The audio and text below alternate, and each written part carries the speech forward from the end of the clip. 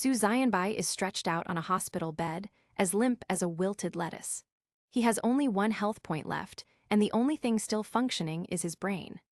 His mind is fading fast. The doctors warn that his illness could trigger respiratory failure soon, which would mean he would die. He does not fear death, but he refuses to go out in such a pitiful manner. His wish is answered right away when a beautiful woman looks at him and calls him master.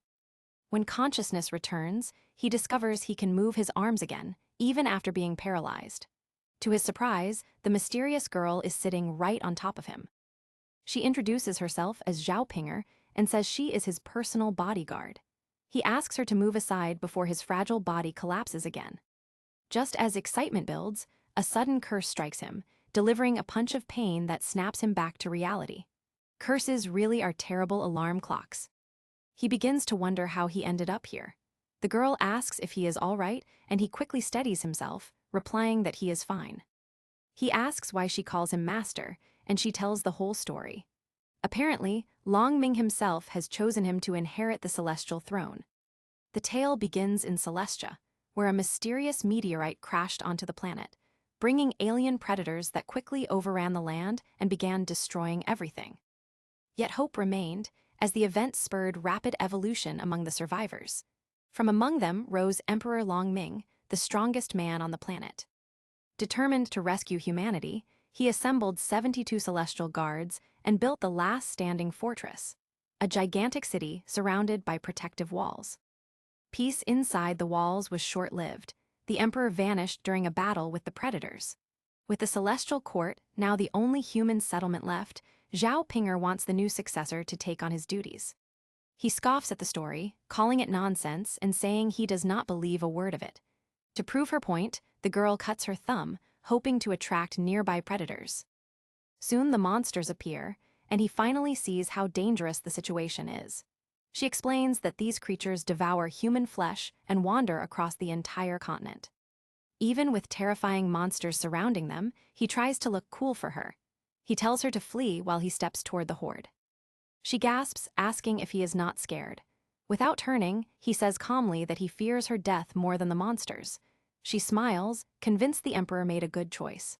When she flies away, he quickly realizes he lacks the strength to survive alone. He decides to run, hoping the zombies are not quick enough to catch him. But before he can move, a creature lunges at him without warning. Suddenly time freezes, and a powerful voice echoes in his mind. A mysterious figure reveals that he is the second spirit residing within his body. From above, the girl watches everything and calls out for the emperor to aid the new king. In the next instant, a brilliant light bursts from the zombie pile, repelling them all. He steps out of the chaos unharmed, surrounded by a new aura, and wonders if this feels like rebirth. The corpses vanish, and their energy streams directly into his body. Confused, he watches the girl return and explain that this is the emperor's power, an ability that lets him absorb others' energy and even steal their abilities. He suddenly realizes he is in a magic-filled world. Guess his disease got an upgrade, too. Talk about a side effect. Suddenly, the girl kneels before him and asks him to return to the celestial court, saying his people need him. He pauses, then declines, saying he is not interested. He refuses to step into a perfect paradise. The scene shifts to the gates of the celestial court. The girl teases him, asking why he is so eager to reach the throne when he does not even seem to want it. He mutters that he is not after power. He is just hungry and wants something to eat. As they approach, he notices the towering walls and asks how they will get inside. She tells him not to worry. The gate features a special security system that only residents can open. She steps forward, places her hand on it, and after her name is announced, the massive entrance slowly swings open for her. He is amazed. From the outside it looks ordinary, but inside it is a massive, bustling city. The girl explains that celestial guards maintain peace here. They are the palace's protectors. The palace sits at the center of a giant complex, with 12 bridges as the only entry points. The guards are the elite, divided into 5 ranks from D up to the top rank S. He thinks to himself that she is merely describing ordinary security guards. As they walk deeper into the city, Zhang Tianmeng, a top-ranked C-tier celestial guard, angrily confronts the girl for leaving without permission. She defends herself, saying she was searching for clues about Emperor Longming, whose soul now resides in his body. The others laugh, calling her crazy for still searching for him, since he supposedly died 3 years ago. Her anger rises as she recalls visiting the battlefield where he died, only to find no trace of his remains. Talk about a bad field trip. He can no longer stay quiet and shouts at the guard for ganging up on a lone girl, calling the man shameless. The guard mocks him, labeling him an outsider unworthy of respect. The crowd joins, calling him insane for talking back and even threatens to kill him. The guard attempts to attack, but he is too quick, easily dodging the blow. He is surprised by how light and agile he feels, wondering if this incredible speed is a new power emerging within him. Several others try to surround him, but they suddenly collapse under an immense force. She cranked the gravity up to 10 times, suddenly everyone was stuck like pancakes. Looks like gravity really had its day. Defying the odds, the lead guard gets back up, flexes his muscles, and claims he cannot even feel the difference at 10 times the normal gravity. The guard lunges to knock him out, but he is in for a rude awakening. With a calm palm strike, he begins draining the guard dry using the Emperor's signature ability. The crowd watches in shock as a massive energy blast shakes the whole area. Meanwhile, inside the palace, a woman named Dracula watches the scene. She is revealed to be a third-rank S-tier guard and the sovereign of the Celestial Court. Another powerful woman, Wu Yue the Nine-Tailed Fox, feels the disturbance. Smirking at Dracula, she asks if she can also sense Long Ming's power. Back outside, the guard is completely depleted, wondering who this mysterious outsider is. He does not miss the chance to mock him, claiming to be his superior. With the fight over, he casually tells the girl he is hungry, boasting about his massive appetite, and she simply agrees to let him eat his fill. The onlookers are frozen in disbelief, unable to comprehend how a newcomer easily defeated a Tier C guard using the late Emperor's powers. As they walk, they meet a girl named Kodo, a master of the blade who serves as another personal bodyguard for him. Kodo offers to slice anyone who dares to bother them. Suddenly, a researcher named Li Xin appears in a lab coat, mocking Kodo's violent methods. The blonde girl tells everyone to relax, noting that her master has already handled the situation. He looks at his new group of bodyguards, feeling a bit overwhelmed by their energy. The other guards ask if this man is truly their new master. She confirms he is the heir chosen by Master Longming, leaving them shocked by the revelation. Inside the palace, he eats as if he has been starving for years. The women watch in awe of his appetite, whispering about his strange arrival. Kodo explains that if he fails to fulfill the Emperor's final wish, taking the throne and destroying the predators, she will personally make him pay. Li Xin agrees, reminding him that taking over the Celestial Court will not be an easy task. Even his closest companion stays silent, wondering if he truly wants the throne. Regardless of the future burden on his shoulders, he heads to his room to begin a grueling training session. He grumbles to himself, wondering why everyone expects him to be like the Emperor when he has no interest in the throne. Suddenly, the truth hits him as the great man himself appears right in front of him. He is shocked and freezes for a moment, then realizes it is only the Emperor's soul and that he has not truly returned from the dead. Turns out his body is dead, but his soul is still around. Talk about a lingering afterlife. Spooky, right? He smirks and asks if the spirit plans to take over his body. The Emperor rejects the idea, saying he is only here to make a deal. If he agrees, he will receive the greatest power in the world, abundant wealth, and ultimate authority. All he must do in return is discover who killed the Emperor 3 years ago. He has no interest and refuses to play along, but the Emperor warns him that he is not in a position to say no. He reveals that he has already placed a curse on the boy that will only lift once he fulfills his part of the deal. If he refuses, the curse will cause him intense pain every time he gets an erection. The news crushes the young man, who realizes he has been trapped against his will. 10 minutes later, he is still trying to process the situation. He cannot believe the so-called Celestial Emperor would use such an underhanded trick. He insists he will not be bossed around and wonders why he was chosen in the first place. After all, he is just a normal person. Surely someone better exists, unless there is a hidden reason. The Emperor knows the boy is right, but when he saw him in his weakened state, He realized the boy was a blank slate, the perfect vessel for his power. He admits he is grateful for a second chance at life, but reminds the spirit that he is a human, not a tool for revenge. The emperor seems amused by how interesting the boy is. Meanwhile, a girl with a katana sits on the rooftop, wondering if he has finally fallen asleep after talking to himself for hours. But he is actually wide awake, painfully aware of the curse, and wondering if he will wake up in pain every single morning. Just then the door opens, and a girl enters. He opens his eyes to find himself held at gunpoint by a girl with pink pigtails and a massive weapon. He stammers, trying to speak, but only manages a series of confused panics and stutters. He tries to calm her down, but she refuses to listen. She suspects he used underhanded tricks to steal the emperor's power for himself. It turns out she is the sister of the late Long Ming, and she has no intention of letting him off the hook easily. When he asks if she is truly his bodyguard, she fires a warning shot that blasts a massive hole through his pillow, threatening to end his life unless he reveals the absolute truth about her brother.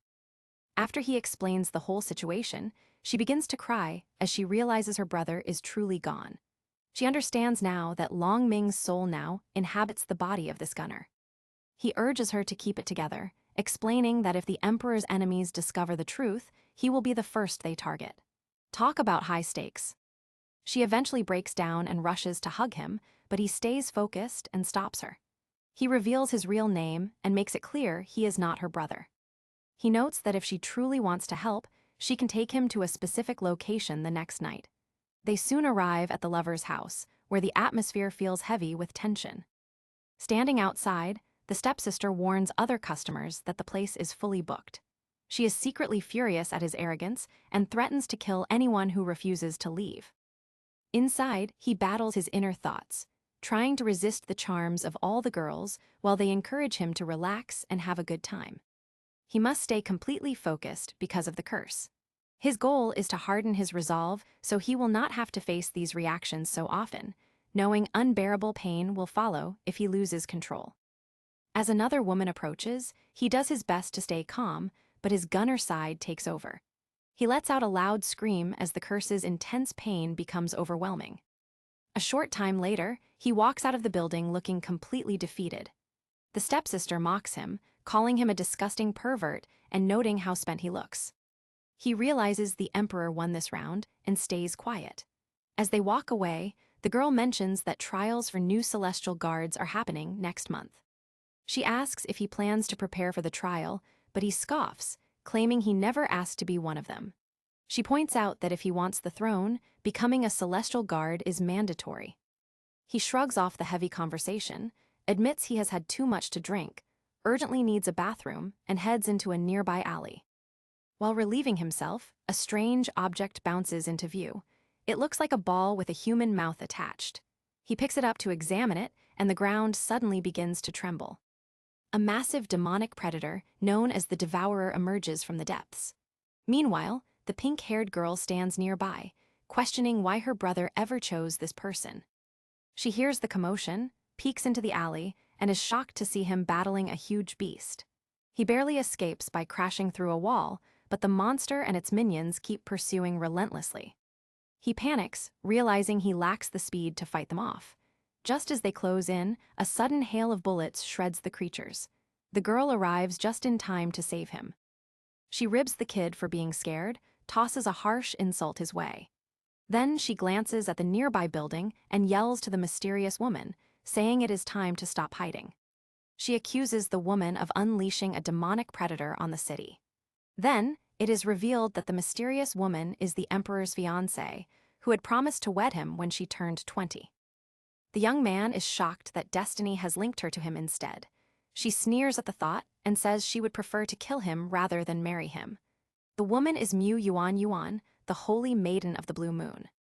Seeing her up close sparks a flashback for the boy, reminding him of his crush who looked exactly like her. Unfortunately, that girl rejected him in his previous world, and this encounter seems headed for the same outcome. He reaches out, asking if she really traveled to this world just for him. That is a bold question. The maiden slaps him across the face, calls him shameless, and snaps him back to reality. His sister erupts in anger, warning the maiden not to harm the heir to her brother's power. Nevertheless, the woman plans to kill him because his death would void her engagement. Suddenly, a demonic predator swoops behind the sister and swallows her whole. The woman coldly tells the sister to stay inside while she deals with her future fiancé. She walks toward the rubble, expecting him to be crippled by the impact. To her surprise, he emerges from the smoke and launches a surprise attack. The girl dodges quickly and realizes he used his infinite darkness to absorb the force of her strike. She is shocked at how much he has progressed in just 2 days. He thanks her and admits her attack finally woke him up. He explains he was in a coma for 3 years in a hospital and his crush never visited him once. He says there is no way she followed him to this world. The only thing they share is their appearance. Hearing this, she complains that he is still thinking of that girl and tells him he will die tonight. He insists she is mistaken, explaining that he no longer wants the girl from his past. The protagonist notes that he is not the only person who can inherit the throne, yet she still chose him for a reason. He smirks and asks if she is actually in love with him, mocking her jealousy over a nightclub visit. The bait works too well, and the woman fumes, explaining she only chose him because the other heirs were already married. Her anger cracks the ground open, and monsters pour out to attack him.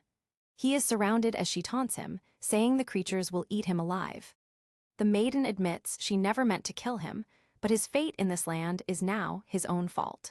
The protagonist refuses to let a random woman stand in his way. He forces himself up and begins absorbing energy from the surrounding monsters. He confesses that he has no desire to be the emperor. He really wishes he could skip the drama. Even though he holds the power of the throne, everyone keeps pushing him toward a life he never wanted. He has already died once, and in this new life all he wants is freedom. While the woman is distracted by his words, she notices a pink-haired girl fighting her way out of a monster's mouth. The girl explains she uses a machine gun because her power is so overwhelming that she could easily kill someone if she loses control. The main character cannot help but think about how dangerous she is. That demonic predator can bite with immense force, but it does not bother her at all. It is thanks to her cellular enhancement power, which lets her alter her cell structure and boost her strength far beyond human limits. Suddenly, she charges toward them, shouting that a single blow might be fatal. She strikes, but her target dodges just in time, realizing how deadly she truly is. She understands she cannot fight her at close range and must keep distance. With no other choice, she activates a rare ability known as the Eyes of the Blue Moon. Now that is a flashy power move. This super rare rank ability lets her control monsters. Under the moonlight, her power is enhanced, even allowing her to command humans for a short time. Just when the situation looks hopeless, a sword slices through the air between them. Both characters are thrown back in shock, and they notice the woman coughing up blood. A girl with a katana arrives to save the day. She stares coldly at her opponent after the strike, warning that no one will kill her new master without going through her first. The main character catches a falling woman just in time. He begs her to stay with him, shouting that it is not her time to go yet. She passes out, and he tells her that she is scaring him. Later, she wakes up in a normal bedroom and is shocked to find all her wounds have vanished. She remembers the sword that hit her. It did not feel normal. It felt as though pure evil had arrived just to finish her off. The protagonist hears her wake up and decides to keep acting for now, knowing she still intends to kill him. He turns to the katana girl and asks for her help. He asks why she was watching them. She explains that she is his bodyguard, tasked with protecting him because many people want him dead. The killer who murdered the previous emperor is still at large. Moreover, several powerful figures like the sovereign of the celestial court and the protagonist's sister have their eyes on the throne.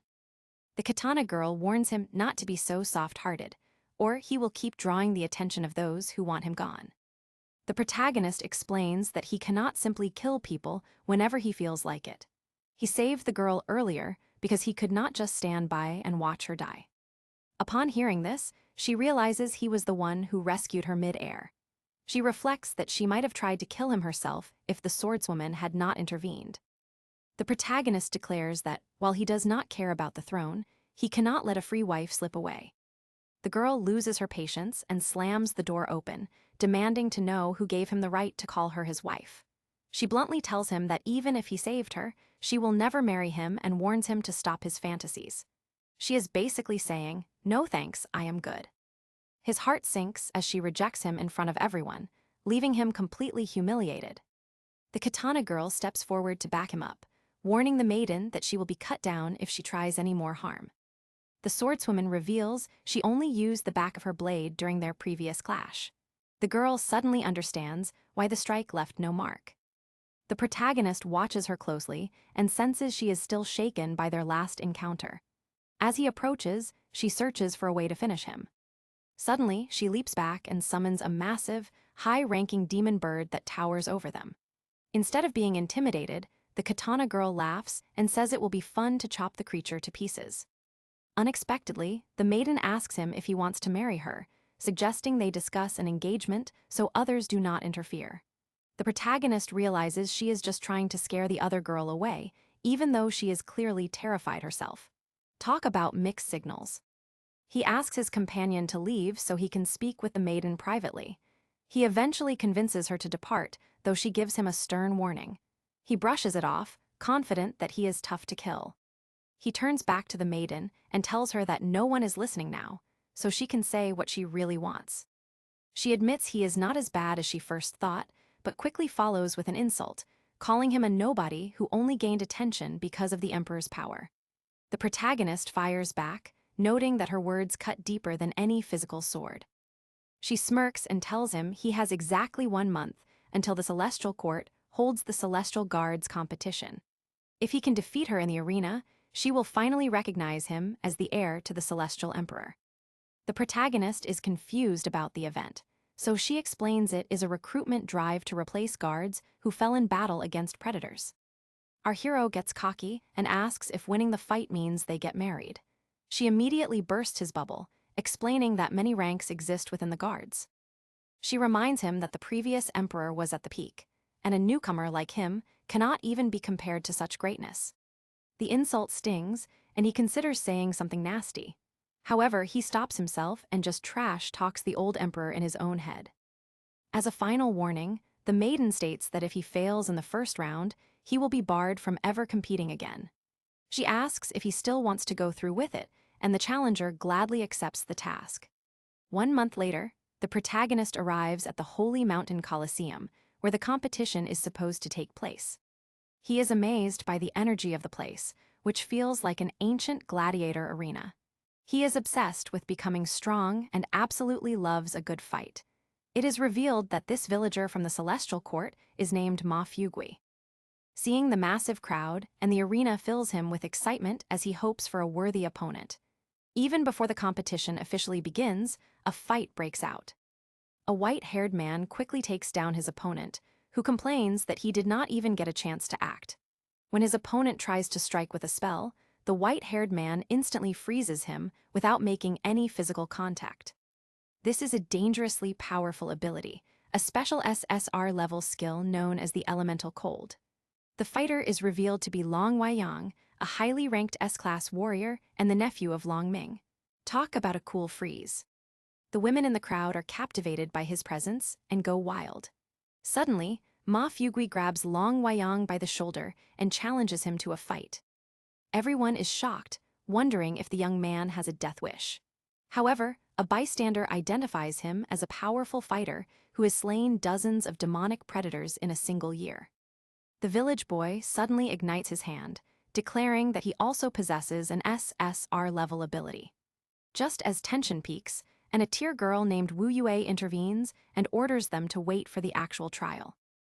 Long Weiyang wonders if the boy will appear, knowing he inherited the Infinite Darkness ability. Finally, the judge announces that the competition is starting. Before excitement can peak, a voice calls for a halt. The Holy Maiden informs the crowd that one contestant has not yet arrived. Long Weiyang looks at her, wondering if she came because of their engagement. Curious about the boy who defeated a C-tier guard, the judge delays the trial by 5 minutes. 5 minutes feels like an eternity in a showdown. 5 minutes pass, and the protagonist is still a no-show. People begin to doubt he will come, with some suggesting he is simply too scared to participate. Even the maiden begins to wonder if he lied to her. To everyone's absolute surprise, he finally arrives at the arena, and a look of visible relief crosses her face. The protagonist strolls in with his companions and greets the crowd. While most people look annoyed that he kept them waiting, the real battle is finally ready to begin. They tease his heavy clothing in the heat and whisper that his friends are merely bodyguards. He ignores the chatter, declaring that only he and the blonde girl will be attending the trial. He believes he is enough to take down everyone else on his own. His arrogance makes the crowd angry, but the judge steps in just in time to announce the official start. She slashes the ground, and a glowing portal opens up behind her. Everyone gasps because this has never happened before. She explains that the competition has 2 rounds. During the first round, the portal will send each person to a random place outside the city. All they have to do is survive for 5 days. Anyone who makes it will go to round 2. People immediately start complaining, worried they will end up in a monster's lair. However, she reminds them that celestial guards risk their lives. She tells them if they are already scared, they should leave now. Many people drop out on the spot, leaving only the real fighters. When asked who wants to go first, the protagonist steps up. He figures going in early gives him an advantage to explore and get ready before anyone else. Ko Pinger stops him for a second, saying she has a bad feeling. He reassures her, promising to find her first on the other side. She feels a little better and decides to go in too. The protagonist steps into the portal, but on the other side he is completely shocked. Right in front of him is a demonic predator called the earthquake squid. The beast roars at him with huge tentacles lashing out and smashing the ground. He curses his luck as he has landed in a total nightmare. Talk about unlucky portal travel. However, he remembers the promise he made to the girl. He cannot waste time here since he must find her quickly. The squid lunges again, its tentacles striking faster and harder, forcing him to fight. The beast is surprisingly quick, and the protagonist dodges its constant attacks. The squid even says that for a human, he is good at avoiding hits. He knows he must end this fast and charges right at it. Meanwhile, his bodyguards wonder if he is okay, since he will lose his chance to inherit the throne entirely if he fails. The researcher girl mentions that even though Pinger is strong, she cannot really help him reach the second round alone. As the girls doubt his abilities, Kodo admits he feels different. Since joining the Celestial Court, the protagonist has become more disciplined. He goes to bed at 10:30, wakes up at 7, and does a daily workout of 100 sit-ups, push-ups, squats, and a 10-kilometer run. That is some serious dedication. She comments that he has so much energy, it looks like he will die if he does not move. The protagonist possesses the instincts of a true fighter, just like her.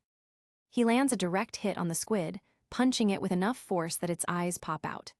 As the creature collapses, its raw energy flows directly into him. Just as it dies, a pale humanoid figure crawls out from inside its carcass. The protagonist wonders whether the creature is actually dead. Suddenly, a strange scent fills the air. He realizes it is a signal meant to summon more predators to their location. Before he can react, the Emperor's nephew appears out of nowhere and freezes the squid using his unique skill. The newcomer explains that the squid was calling for reinforcements. These creatures begin like zombies before growing stronger by consuming others. The protagonist could not care less about the explanation. He is more annoyed that the stranger stole his kill. The man claims the protagonist should be thankful, as he would have been surrounded by predators otherwise. The protagonist ignores him, stating he has no time for this because he must find the girl he promised to meet. The stranger continues to follow him. He explains that according to the rules, they must survive here for 5 days to reach the second arena, which means they are permitted to kill one another. The protagonist is surprised to learn that killing is allowed. Meanwhile, in another part of the forest, chaos breaks out as explosions and bodies cover the ground. A blonde girl appears and realizes the zombies in this area have been wiped out. She knows she needs to find her master quickly. Her bracelet begins flashing with survival rule warnings. She understands that she cannot be careless or she will fail the mission. Determined, she searches for the protagonist while silently urging him to wait for her. However, a mysterious figure watches her from the darkness with a creepy smile. The girl quickly senses she is being watched and demands the man reveal himself. He steps forward and asks how long. She tells him she has known the truth all along. The man pulls back his hood, revealing that he is after her master because someone wants the master dead. Li Yi, the lightning strider, orders her to take him straight to his target. She refuses, saying he must be dreaming if he expects her to obey. Suddenly her power erupts, and the gravity around them spikes. First 10 times normal, then 20, then 30 times, crushing everything toward the ground. Even under that crushing force, he stays completely calm and asks whether she can really control gravity. The scene shifts back to the main character.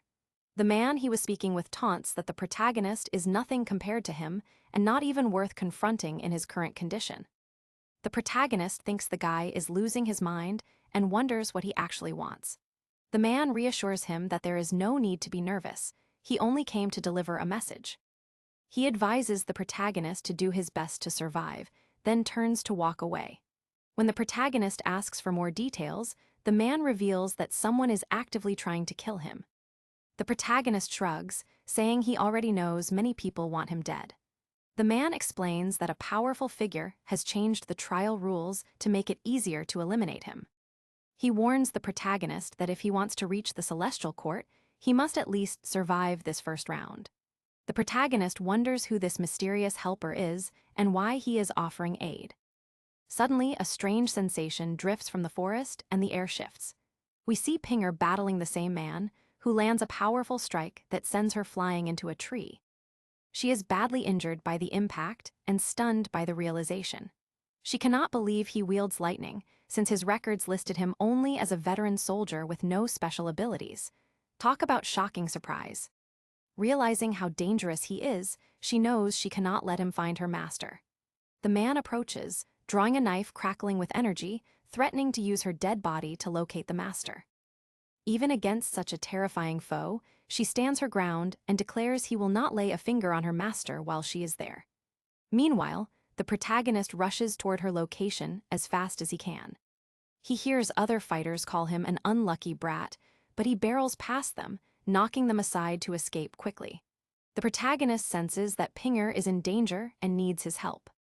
Injured badly, the girl thinks she must help her master and cannot die here. Before she can finish her off, the attacker comments that it is a shame for a woman like her to serve such a short-lived master. Suddenly, a flash of light appears behind the attacker. Before he can react, a strike hits his neck, sending him flying backward. The girl looks up to see her master standing right in front of her, gathering more aura. The blow suggests the attacker has died. The protagonist tells the girl he is glad he arrived in time and apologizes, saying it is all his fault that she is hurt. She replies that it is just a scratch and she will be fine after some rest. She asks how he managed to find her in such a massive forest. He explains that she might find it hard to believe, but he sensed her danger and followed that feeling to her location. She wonders about the true nature of this sensing power and whether it could affect someone like the master. That is some serious sixth sense. Meanwhile, the attacker undergoes a violent transformation as his DNA begins to evolve into something else entirely.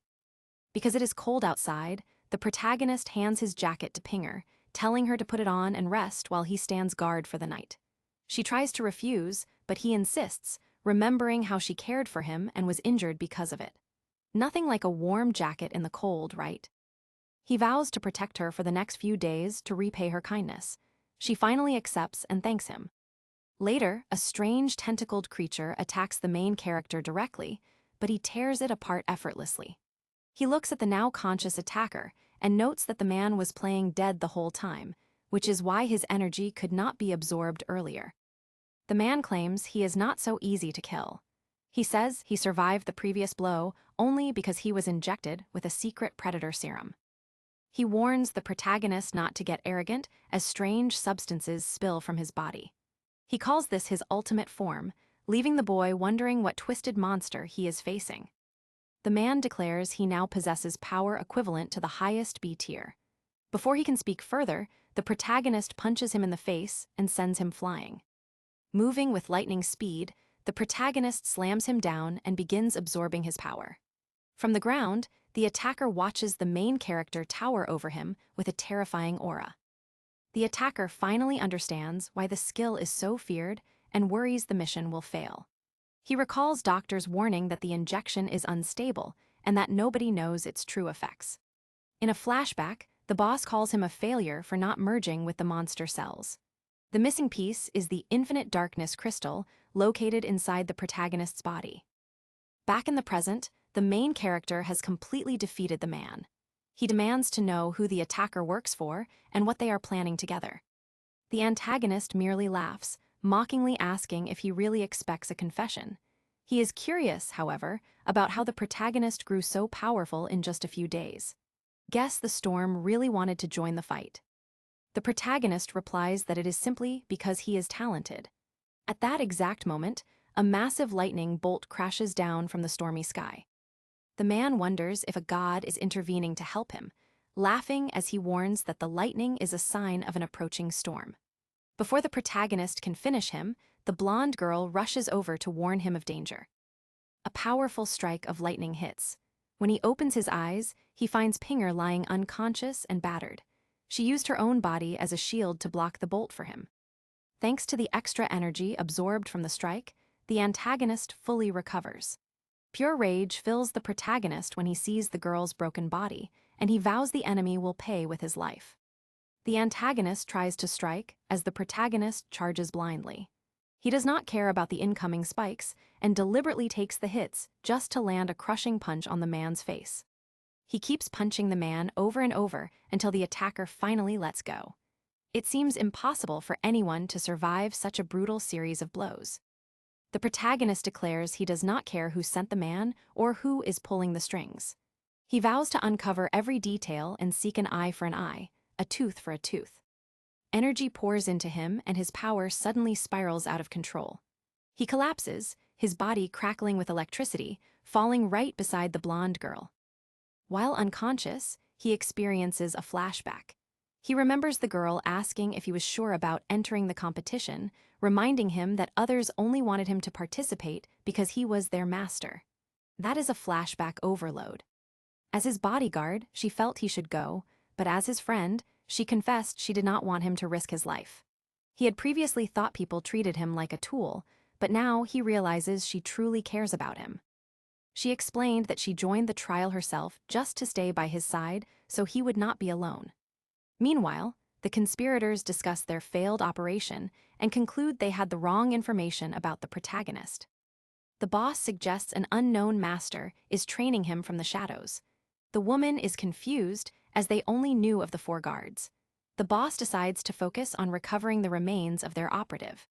At this point, the Holy Maiden arrives. She looks at the injured protagonist and considers killing him to settle their engagement once and for all. However, when she looks at him, she hesitates and mutters to herself not to blame her. Instead of killing him, she turns to a mutant zombie and rips out its heart. More zombies swarm the area, likely drawn by the overwhelming scent of blood. The woman realizes that the protagonist is defenseless and decides she cannot bring herself to strike him down while he is so vulnerable. She begins picking off the zombies one by one, casually remarking that she does not care how many appear. She dispatches them with ease, as these creatures are no match for her skill. Suddenly, she senses a presence far more powerful than the others. It is a demonic predator known as the Judgment of Earth. The creature roars at her, demanding to know how she dared to kill its followers before sentencing her to death. The warrior dodges its initial attack, but the creature moves incredibly fast. The beast continues to match her speed and eventually lands a clean hit on her. These creatures are categorized by the number of people they have consumed. Higher-level predators are called demonic predators, and she suspects this one has evolved into an even higher rank called a satanic predator. It continues its death sentence and moves in for an execution strike. Those predators really take the phrase, "eat your heart out," literally. While focusing on the attack, Mu Yuan Yuan worries that the protagonist and Pinger might get caught in the massive impact. The monster relentlessly pounds the ground, claiming that no one can escape its divine punishment. Instead of dodging, she blocks the blow using one of her controlled creatures. She summons a massive rhino that takes the full force of the punches with strange pleasure. This specific predator gets more excited when hit with powerful blows. However, she knows she cannot leave the protagonist and Pinger alone for long.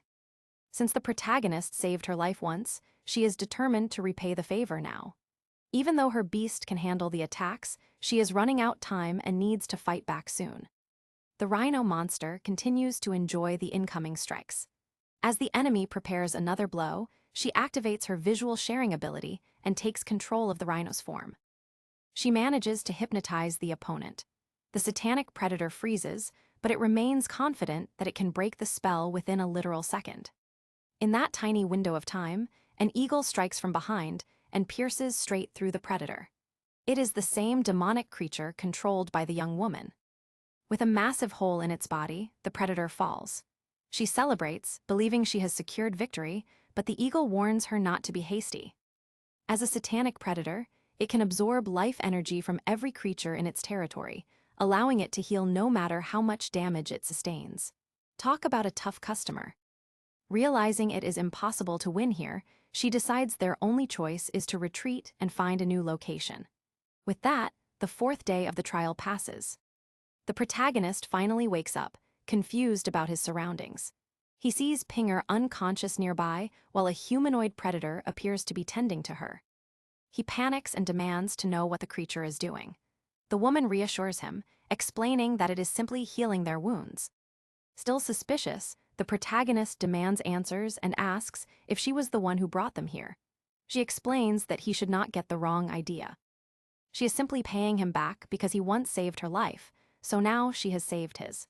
She sits near Pinger and wonders if she can truly recover from such severe injuries. The girl admits she is not sure. Normally, wounds this bad would be fatal. Strangely, some parts of her body remain stable enough for her to survive. However, the protagonist realizes that even if she fully recovers, these injuries might shorten her lifespan. He understands that she was hurt while protecting him. He stands up with a serious expression and asks Yuan Yuan to take care of Pinger while he tracks down the person behind this. This triggers a flashback from a month earlier. The emperor told the protagonist that practice time was short, but he would teach him as much as possible. The emperor warned that they could only practice while sleeping. The protagonist asks if this is a tactic to hide his powers. This insight surprises the emperor, who assumed the boy was not very bright. The protagonist knows he is already a target, and showing off would only get him killed sooner. Instead of practicing openly, he acts like a rich kid wasting away in the palace. Looks like the empire's got more drama than a soap opera. He realizes that if he had joined the trial earlier, his intent to inherit the throne would have been exposed. The emperor cannot believe an 18-year-old can peer into his mind so easily. Finally, the last day of the tournament arrives. The protagonist secretly approaches the body of the previous predator, knowing the mastermind will come to remove the evidence. He does not have to wait long before Mo Yan, the weapons master, arrives to finish the job. She drags the body away, disappointed that her subordinate lost so badly. She admits she wants to meet the person who defeated him. Without warning, the protagonist strikes her with lightning, an ability he absorbed from the fallen fighter. As the smoke clears, she stands unscathed behind a shield that can morph into 100 different forms. She had orders to retrieve the body, but calls his presence here a foolish decision. The protagonist dismisses her words and notes that she is not the true mastermind. Someone else is pulling her strings. Their fight begins in earnest. Lightning rains down, and she realizes with shock that he has mastered the stolen power. Everything they thought they knew about his strength was completely wrong. She lunges at him to test his power directly, taunting that he must force the truth out of her. He responds by shaping lightning into his own blades, only to find she has vanished. The woman repositions herself far away, setting up a sniper rifle and locking her aim on the target's head. Sniper showdown incoming. She squeezes the trigger, but the recoil is so powerful it throws the gun upward as the shot fires. The protagonist instantly senses the shot and executes a total power move. Without moving his hands, he kicks a rock upward and deflects the bullet. Afterward, he mocks her, claiming he already knows her location. The woman remains stunned, unable to believe he used a simple stone to deflect a sniper round. He is not finished yet. He proudly declares he used to be a pro at Counter-Strike and throws his lightning spear directly at the opponent. She quickly realizes this attack is far stronger than the last. She morphs her sniper into a shield, but the explosion shatters it instantly, leaving her badly bruised and weaponless. Humiliated, she realizes he is far stronger than she expected. The protagonist advances slowly while unbuckling his belt. She yells at him, calling him a pervert. He reminds her that she refused to reveal who sent her, and now he intends to make her talk. The situation gets strange as he threatens her to get a name. This finally breaks her resolve, and she starts talking. She reveals the man behind the plot is Liu Jianyu, the director of the Scientific Research Institute. The protagonist is confused, wondering why a science director wants him dead since the throne has nothing to do with research. She explains that the motive is not about the throne, but about his power, known as infinite darkness. He still does not understand why anyone would try to kill him for it. She continues, explaining that the Institute has already begun creating this power artificially. Their research shows that abilities come from the meteorite that started it all. Science fiction meets fantasy, classic. The director has been experimenting on countless soldiers to create predators. His ultimate goal is to build super soldiers with dual powers. But the experiments always fail. The test subjects lose control, and some even transform into predators who devour others. The protagonist realizes they previously sent a defect against him, hoping to use that individual to kill him.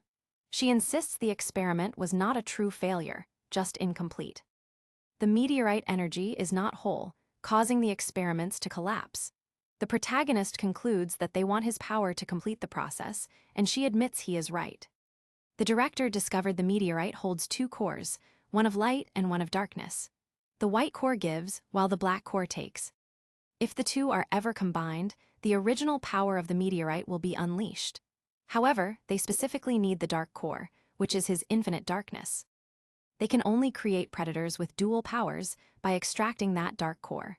He wonders why the director wants to create these monsters. She explains he wants to strengthen the celestial court to fight the armies of predators outside the city. Hearing all this, the protagonist realizes that the girl actually believes the director is lying. It is clear the director has no intention of using his power for anything good. He is definitely planning something shady. He tells her that he has a friend inside the research institute who can verify her story. He warns her that if she is lying to him, she will be in serious trouble. Friend on the inside? Nice move. The girl worries he might kill her and wonders why he is leaving so fast. He just shrugs and asks if she was hoping for a different outcome. She instantly says no, even though part of her thinks another outcome might have been possible. Then the satanic predator from earlier appears and lunges at them. He blocks the attack in an instant and flings the creature into the air with a strong strike. Stunned, the creature wonders how its attack was stopped even though his power is low. He tells the beast not to doubt itself, saying the fault is not its own for facing someone so strong. At that moment, he begins draining the predator's entire power with endless darkness. The girl watches in awe, realizing his ability is so huge that even a satanic predator cannot withstand it. He not only destroys the predator, but his power also drains the whole forest around them. She finds it unbelievable how strong he has become. He notes that the 5-day trial is almost over and he has no more time to waste. He says farewell and walks away, leaving her behind. Desperate, the girl steps in front of him. She argues that because he forced her to reveal the director's secrets, she has nowhere to run and her life is in danger. She begs him to take her with him. The scene shifts back to the Celestial Court, where Dracula asks how many survivors remain. A report shows that out of 33 participants, only 8 are still alive, some critically wounded. Dracula finds the numbers disappointing, but there is more news. All 3 satanic predators in the trial zones have been destroyed. When asked about responsibility, the reports point to Long Ming's nephew, the village boy, and the protagonist. Dracula looks highly intrigued by this outcome. Dracula declares round 1 officially over and orders the participants to return. He stands before the portal, and the girl confirms she is coming with him. On the other side, his personal guards wait for his return. Meanwhile, the white-haired man begins his own journey back through the energy vortex. But the village boy is not finished yet. He perches atop a massive pile of defeated predators, clearly unsatisfied with the level of combat so far. Suddenly, a strange creature approaches him. It is a god-level predator covered in intricate markings. The village boy thinks his luck has changed, but the predator wants something else. It demands to know whether the portal leads to the Celestial Court. The boy stays calm and asks why the creature cares. In response, the predator releases a crushing force that makes the boy feel his chest collapse. He struggles for breath, realizing the creature's gaze is suffocating. In his mind, he wonders where such a being could have come from. Ordinary demon-level predators grow massive after devouring countless humans. Yet this one keeps a human shape, making it far more terrifying. The boy realizes this must be a divine-level predator, a specimen that evolves by consuming rare satanic predators. He knows he cannot let it cross the portal, or an unimaginable disaster would follow. What a picky monster, literally a gourmet of the dark.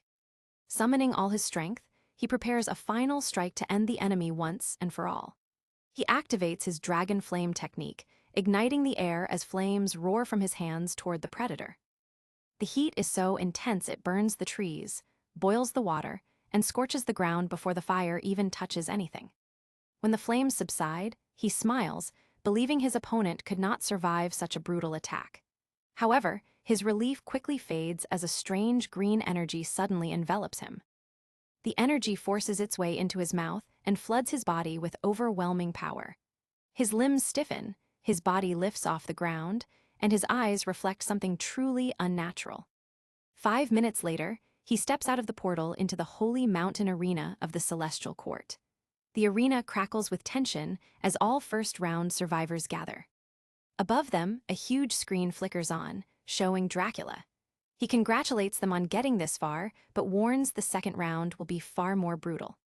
She explains that the 8 survivors will face knockout battles. Only 2 will reach the finals to become celestial guards before the highest members of the court. The survivors include Lin Yihan the Windcutter, Kalak the old-school hero, and Liu Junchen the Mohawk King. He, still radiating the predator's energy, listens with a sinister smile. Nearby, he carries the wounded Pinger, worrying whether her injuries will heal in a month. Dracula announces the match list is ready, prompting the crowd to murmur in shock. The pairings flash on the screen, showing the blonde girl will face the Holy Maiden, while he will face the old-school hero. Yuan frowns at the list, convinced Zhao Pinger is too injured to win. She doubts her own power to surpass him now. While worrying about losing, she spots him casually picking his nose. Embarrassed, she storms off, shocked that he would act so shamelessly. Meanwhile, the Emperor's nephew watches the boy closely, sensing something disturbingly different about him. Suddenly, the possessed Fugi detects a powerful energy far beyond the arena. He mutters that the energy is calling him and walks toward its source. After 10 years of searching, he finally finds the origin of the predator's power. As he gazes at the massive machine, he realizes that gaining this power will let him rise beyond divinity. He pauses before it, laughing like a true villain. The scene shifts to a hospital where the doctor tells the group that Zhao Pinger's condition is not improving. He and his guards are displeased and threaten the doctor with violence. A researcher girl arrives just in time and reveals someone who can help. She identifies a potential savior named Li Xin. The stepsister demands to know who the man is so she can bring him there. The researcher explains he is the second-ranked S-tier celestial guard and cannot be summoned casually. After the Emperor, he is the most powerful man in the entire celestial court. With his godlike mental ability, he could heal Pinger in no time. Convincing him may be tough since he retired long ago. A girl traveling with him begins sharing the man's history, knowing every detail down to his home address. Talk about a stalker with a perfect address. She explains that because she has joined him, she has no reason to lie, but warns that the man is eccentric and might refuse to help. Despite the odds, he prepares to visit this master of mental forces. He begins the arduous climb up the snowy peaks of the Holy Mountain, carrying Pinger on his back. After a grueling journey, they reach the master's house. Outside, he spots and catches a small creature that used to be Yuan's pet. Suddenly, a tall man appears and accuses him of trespassing and bullying his pet. He instantly senses the man's immense power. His barrier melts snow before it touches him. Before anything else happens, his daughter Yuan walks in. They go inside where he explains that Zhao Pinger was severely injured while protecting him. He offers to pay any price for her recovery, but the master flatly refuses. When asked whether healing her would damage his own powers, the master casually dismisses the concern. He refuses to help, fearing a line of favor seekers will form. However, Yuan interrupts, asking him to intervene because Pinger is her next opponent and she refuses to fight someone in such a weak condition. The request confuses the man. He wonders why his daughter is vouching for a complete stranger, yet he agrees to help the blonde girl. He warns the healing will generate intense heat, so she must remove all her clothes. He begins to panic, his mind racing as he hears the news. Meanwhile, the master starts the procedure, gently touching the back of the girl's head with 2 fingers. The girl moans in pain, prompting the master to realize she possesses dual powers. Even though her injuries would be fatal for most, she is still breathing. As the process continues, he stands in the room with his eyes closed, hoping for a successful recovery. Suddenly, Pinger begins to regain consciousness and feels the rising heat. She quickly realizes she is missing her clothes and freaks out. With his eyes closed, the master announces she has finally recovered, letting everyone sigh in relief. Later, Yuanwen shows him to his room so he can rest. He thanks her, but she asks why he went to such extreme lengths for a mere bodyguard. She notes that while she needs a bird to travel down the mountain, he climbed it with his bare hands while carrying the girl. He explains it was worth it because she is not just a bodyguard, but his friend. He recalls having friends in a family before, but they all abandoned him when he became paralyzed. This taught him that only those who stay by your side when the world turns its back truly care. Since the girl risked her life to save him, he is willing to do the same for her. Hearing this makes Yuan jealous. She storms out, promising to give them a ride back down the mountain later. Meanwhile, Pinger stands on a balcony overlooking the mountains. Smiling, she reflects on everything her master has done for her. Suddenly, the high-tier man appears and asks what she is doing out in the cold. She returns the question, and he says he could not sleep, so he came out for a cup of milk tea. As they talk, he asks about her status as a dual power holder. In this world, some rare individuals receive 2 powers when exposed to the meteorite. After treating her, he realizes she is one of those rarities and suspects her second power makes her immortal. Pinger explains that her second power is symbiosis. This ability lets her and a chosen person cheat death by linking them telepathically, which explains how he sensed her danger. Talk about a psychic life insurance plan. She reveals she shares this secret only because he saved her life, and asks him to become her master.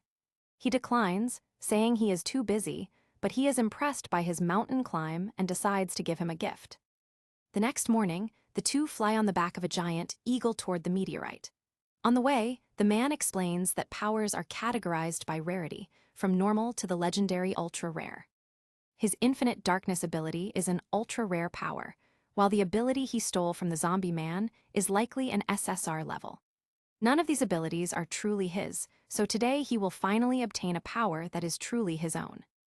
He realizes they are likely heading to the Scientific Research Institute. He decides to use the opportunity to uncover what the suspicious director is planning. A group of guards stops the pair at the gates.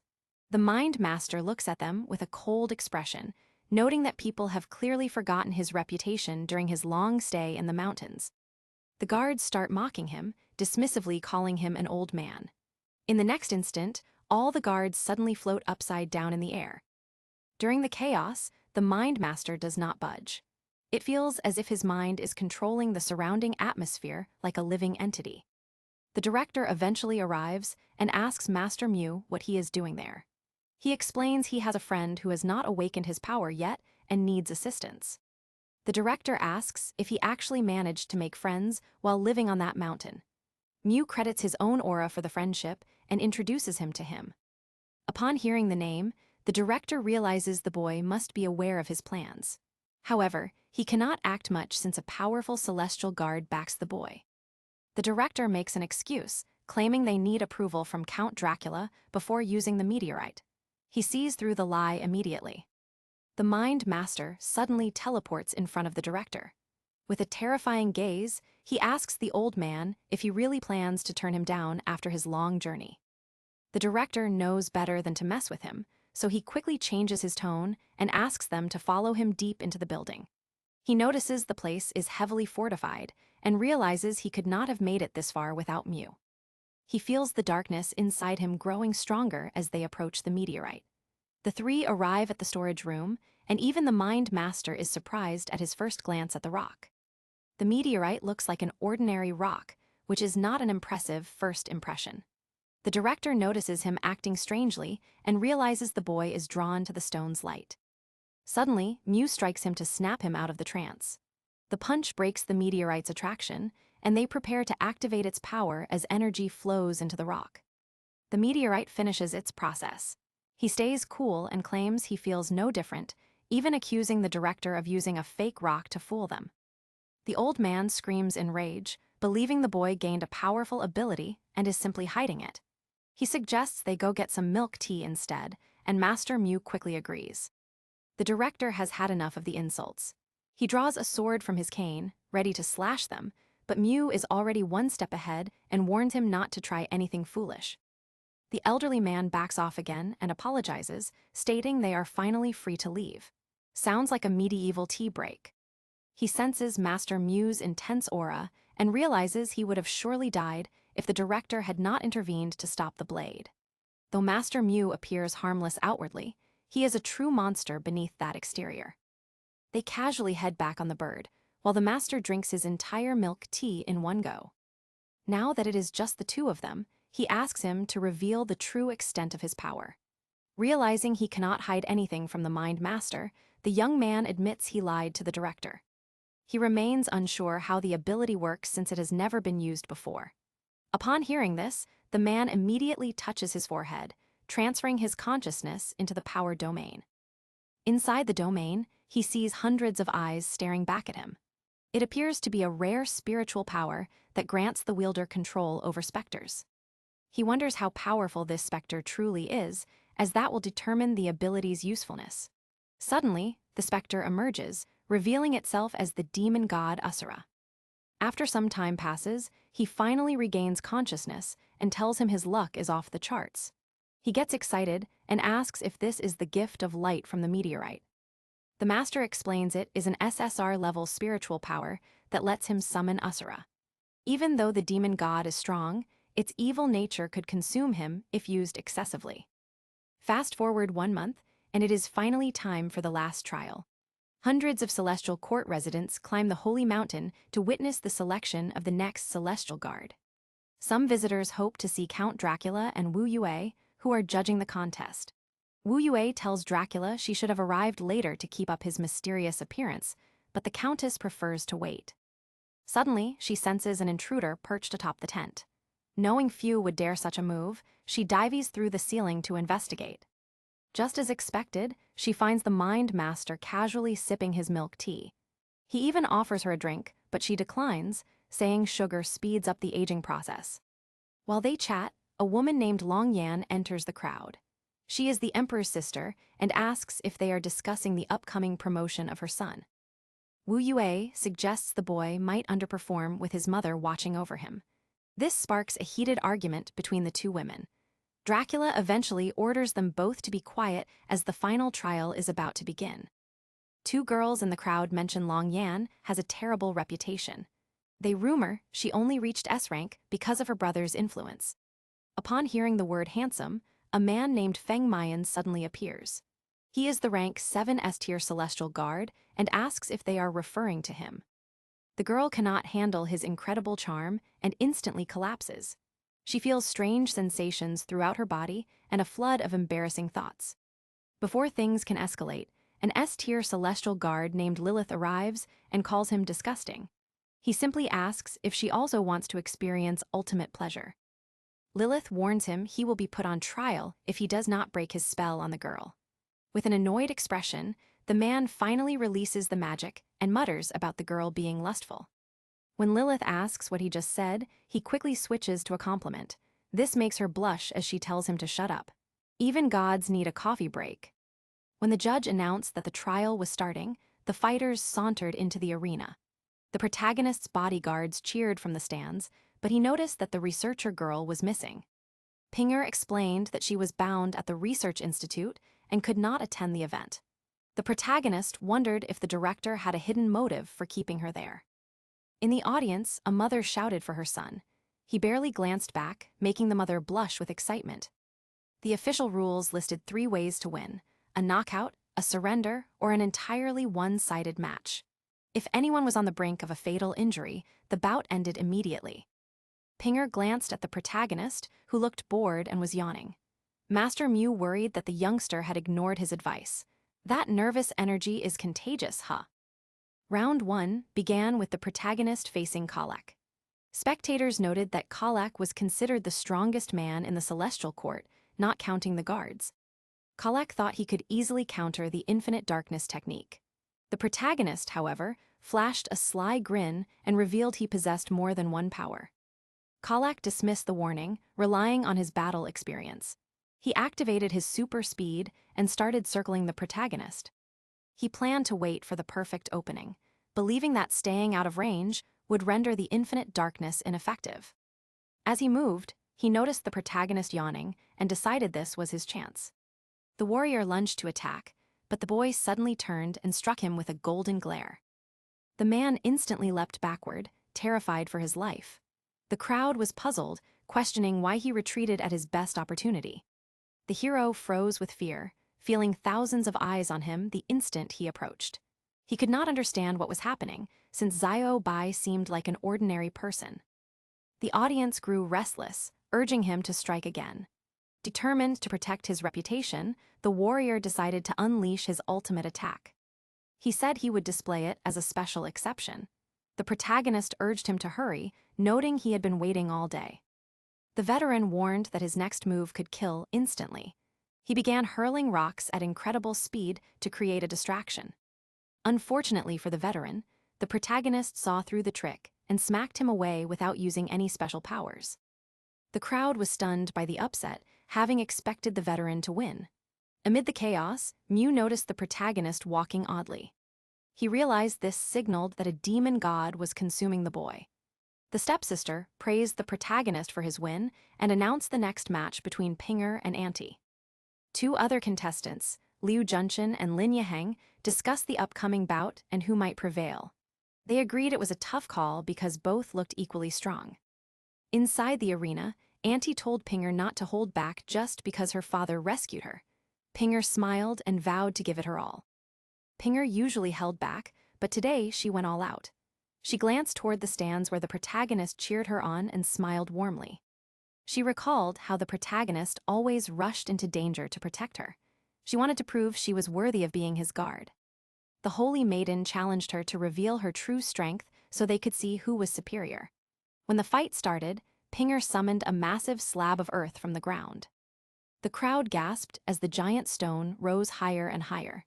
The protagonist worried because he knew this attack exceeded her current limits. Talk about raising the stakes. Yuan's father calmly sipped his tea, recognizing this as her ultimate move. Pinger aimed to end the match with a single strike, but the holy maiden believed she had time to dodge. Suddenly, gravity intensified 100-fold. Yuan felt a crushing weight pushing her down, and she collapsed, unable to move. The giant stone dropped, turning into a meteor that crashed with terrifying force. The impact shook the entire Colosseum and sent debris toward the crowd. The protagonist looked up alarmed, fearing for her safety. As the dust cleared, the crowd was stunned by the sight. Eliza stood unharmed. She sighed with pleasure, claiming she actually preferred attacks that were hard and rough. Her father realized she had merged her senses with the rhino monster, gaining its immense strength and aggressive personality. The girl lost herself in the fight, begging her opponent to strike her again with everything he had. The men in the stands were thrilled by the wild display of power. Not only had she survived the impact, but she now taunted her opponent to keep the fight going. Suddenly, she regained her senses. She remembered that her opponent had removed her gravity field when he saw she refused to surrender. However, that recent attack drained all her energy. She began free-falling toward the arena floor.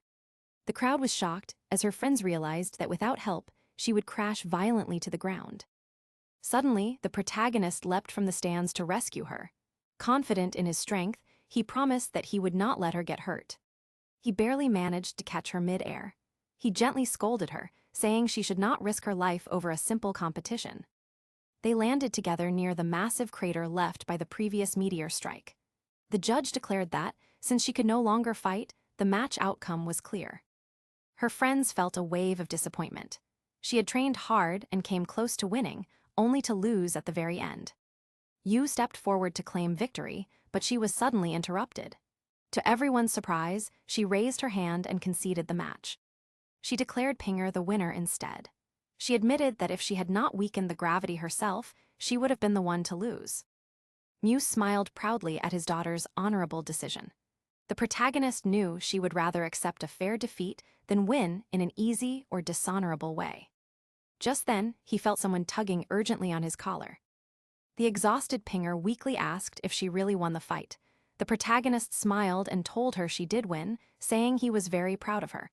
A sweet moment, indeed. Overjoyed, she hugged him tightly and thanked him for supporting her. The protagonist blushed, noticing another woman nearby trembling with envy. Angry and jealous, the holy maiden shouted at the pair to tone down their public affection. The friends laughed, realizing she was jealous, and even Mo Yan felt a bit envious of the warm hug. The director officially declared Pinger the winner and announced a 1-hour break to repair the arena after the heavy damage. Later, the protagonist sat with the girls, sipping cold soda as they chatted about the fight.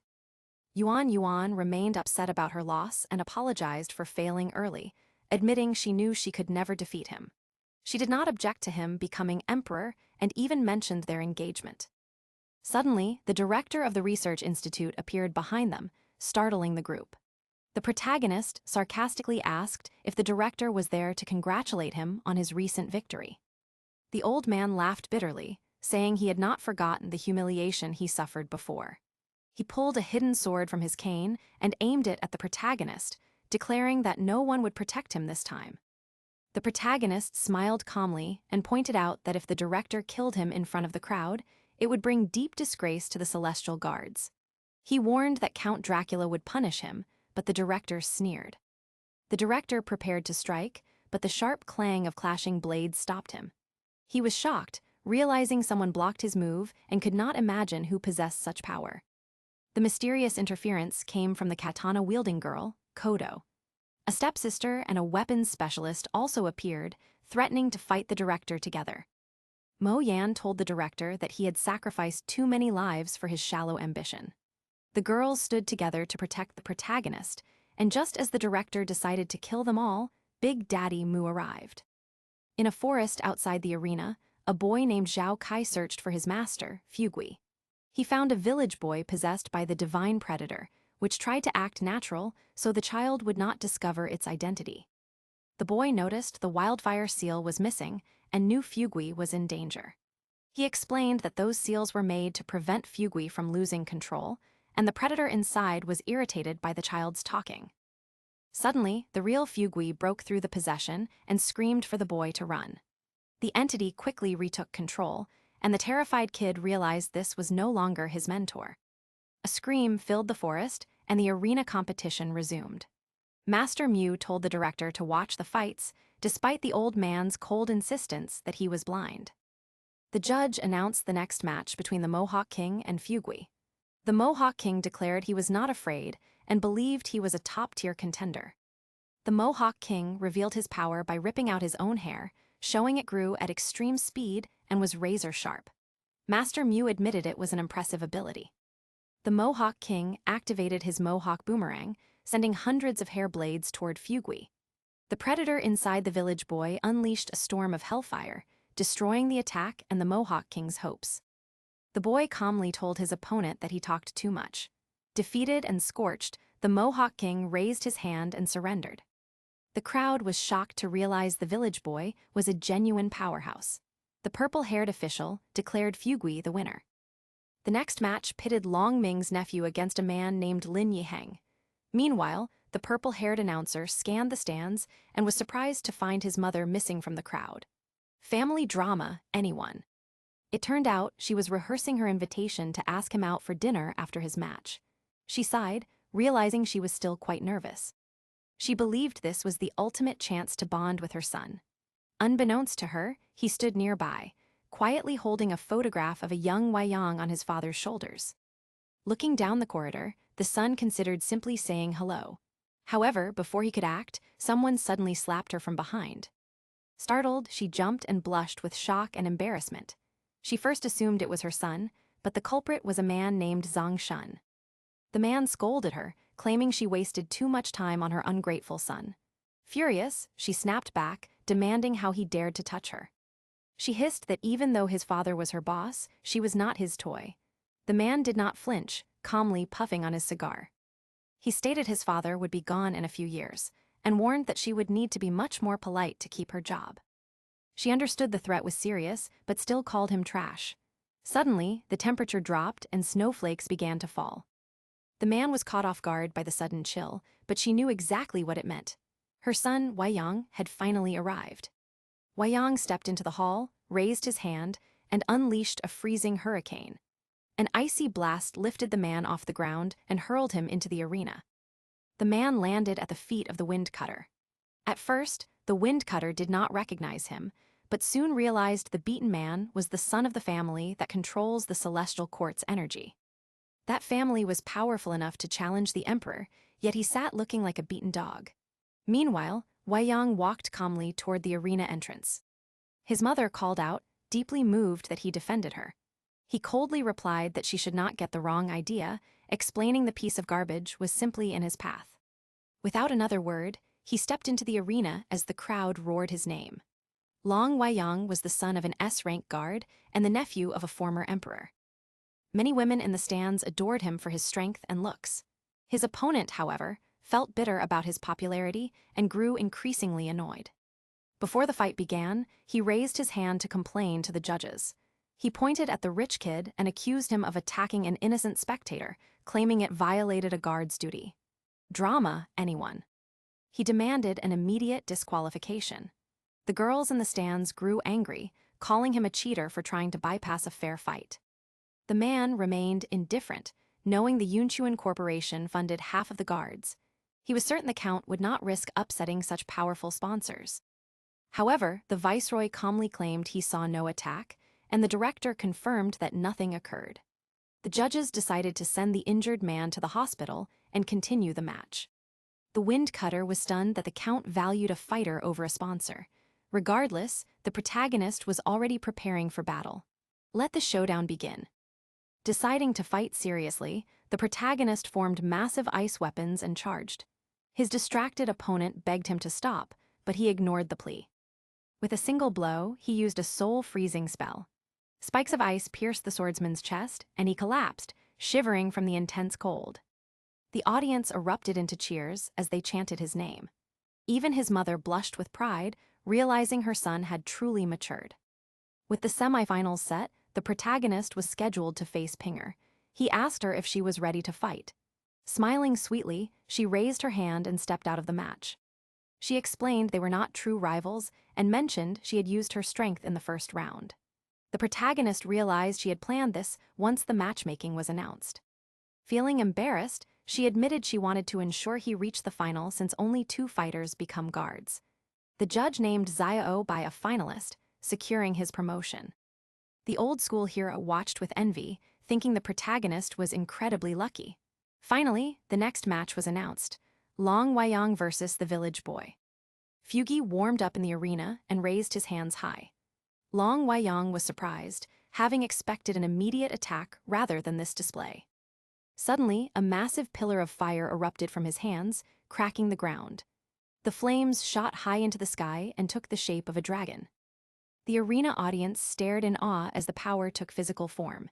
Even Count Dracula, though expressionless, was visibly impressed. The protagonist stayed calm, knowing Fugi was leading with his strongest move, the Burning Heavens dragon. Fire gathered as a predator inside wondered why this kid was ever sealed away.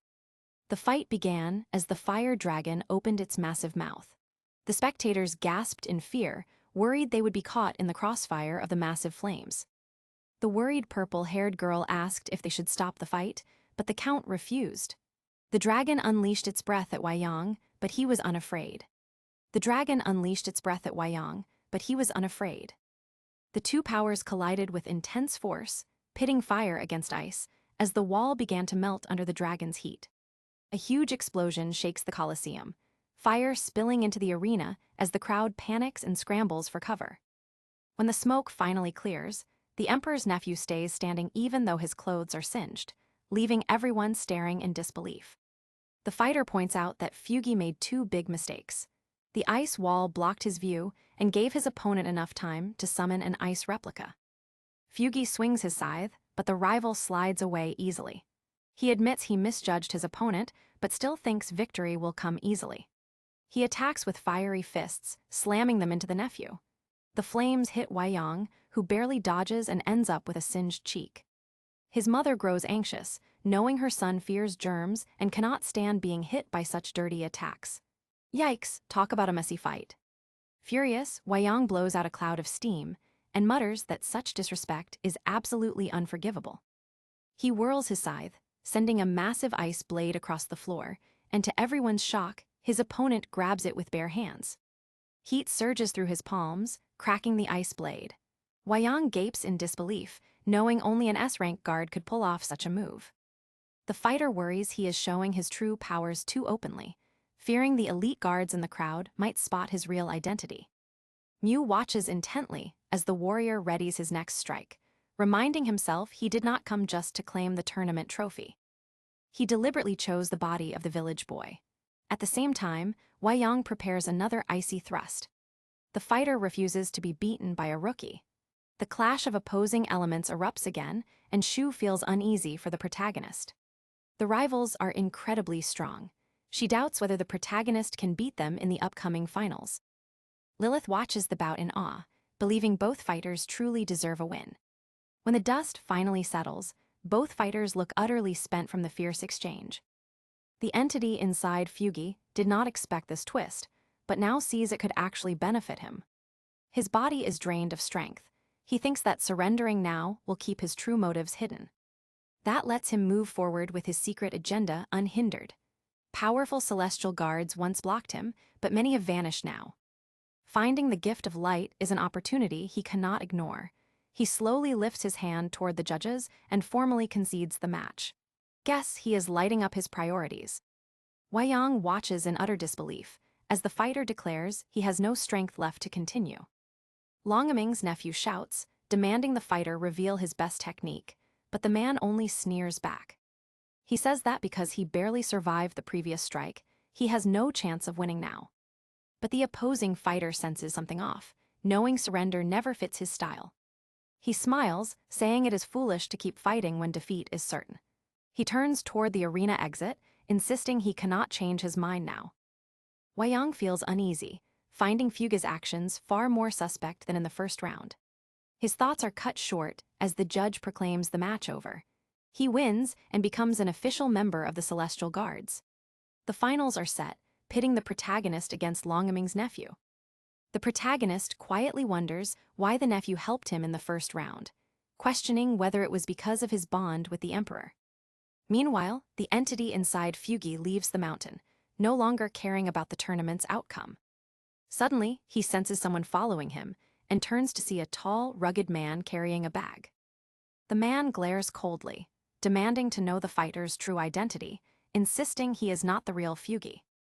The imposter asks how he figured it out, wondering if this man is a friend of the original boy. It turns out the man is Ma Fei, an S-tier celestial guard and mentor of the village boy. The predator is shocked, asking why the master did not expose him earlier in the arena when other guards were present. Before he can react, the master delivers a sudden, incredibly powerful punch that hurls his body toward a cliff, while the master snarls, "Stay quiet." The predator is stunned that a mentor would strike his own pupil so brutally. The master darts down at lightning speed and kicks him hard in the stomach. The force overwhelms him, sending him crashing into the ground and splintering the rock. The master lands, snatches his bag, and orders the predator to leave the boy's body. The tall, muscular man seizes his opponent's leg and issues a stern warning. If the monster keeps hiding inside his student, he will have no choice but to kill it. The predator, stunned, calls him crazy, but the master just laughs, saying he has heard that insult countless times. His own student used it often in training. The predator channels massive power into his fist, cloaking it in vivid green energy. He slams it into the mentor, and the man instantly disappears from view. Talk about a disappearing act. Even though the trick succeeds, the predator remains badly battered. He admits he has no clue who struck him, but realizes it no longer matters. He knows he will be trapped in this body, a prison of souls he once devoured, draining his strength slowly. Consequently, he decides to rush for the gift of light before the tournament ends. Back in the arena, the final showdown begins. Wei Yang tells the protagonist that as a celestial guard, he is now nearer the throne, but warns him not to celebrate just yet. Longaming clearly mattered to the protagonist, and he genuinely wanted to help, but the protagonist first had to prove his worth in battle. The protagonist now realizes the nephew only backed him in the first round to test if he could take the emperor's place. He unleashes his full power, a dark aura swirling around him as black lightning crackles into the sky. The opponent is stunned, unable to grasp how lightning can be black. The arena's atmosphere becomes heavy and terrifying. Even the spectators feel the pressure, wondering if this truly showcases the protagonist's full power. The veteran hero recognizes the energy from past battles, sensing an unseen presence. Even the director is stunned when he realizes it is actually Asura's energy. When asked whether a demon was summoned, Master Mew says no. He cannot explain how such power was obtained, but it is clear the protagonist has fused Asura's energy with the god of thunder's might. The protagonist's eyes glow purple as he smiles, promising the nephew he will not let him down. Wei Yang acknowledges the boy is special, harboring infinite darkness together with his unique abilities. The protagonist becomes angry, recalling that just a month ago he was deemed unworthy. This time, he vows not to rely on any borrowed power. The battle officially begins. The protagonist leaps with such force the ground cracks beneath him, declaring he will finally unleash his true ability. Terrified, his opponent raises an ice barrier, but it shatters instantly under the force of the protagonist's spiritual lightning. The opponent is slammed back, stunned by the sudden surge of strength. A bleeding cut on his cheek proves the protagonist landed a solid hit. Suddenly, fear grips Wei Yang as he feels pulled into a void, surrounded by countless eyes, leaving him clueless about what is happening. From the stands, the weapons girl wonders why he suddenly stopped moving. Kodo also notices both fighters appear frozen. A voice echoes in the nephew's mind, telling him his senses are now controlled and the fight is pointless. A towering version of the protagonist appears, urging him to concede because he has no chance. Wu explains this is the power of the demon god Asura, which spreads fear and dominates an opponent's senses. The count agrees, but the girl still wonders why the protagonist did not simply summon the demon directly. Dracula steps forward for a better look, noting Asura is no ordinary spirit. The protagonist is not yet strong enough to control it. If summoned, the demon could rebel.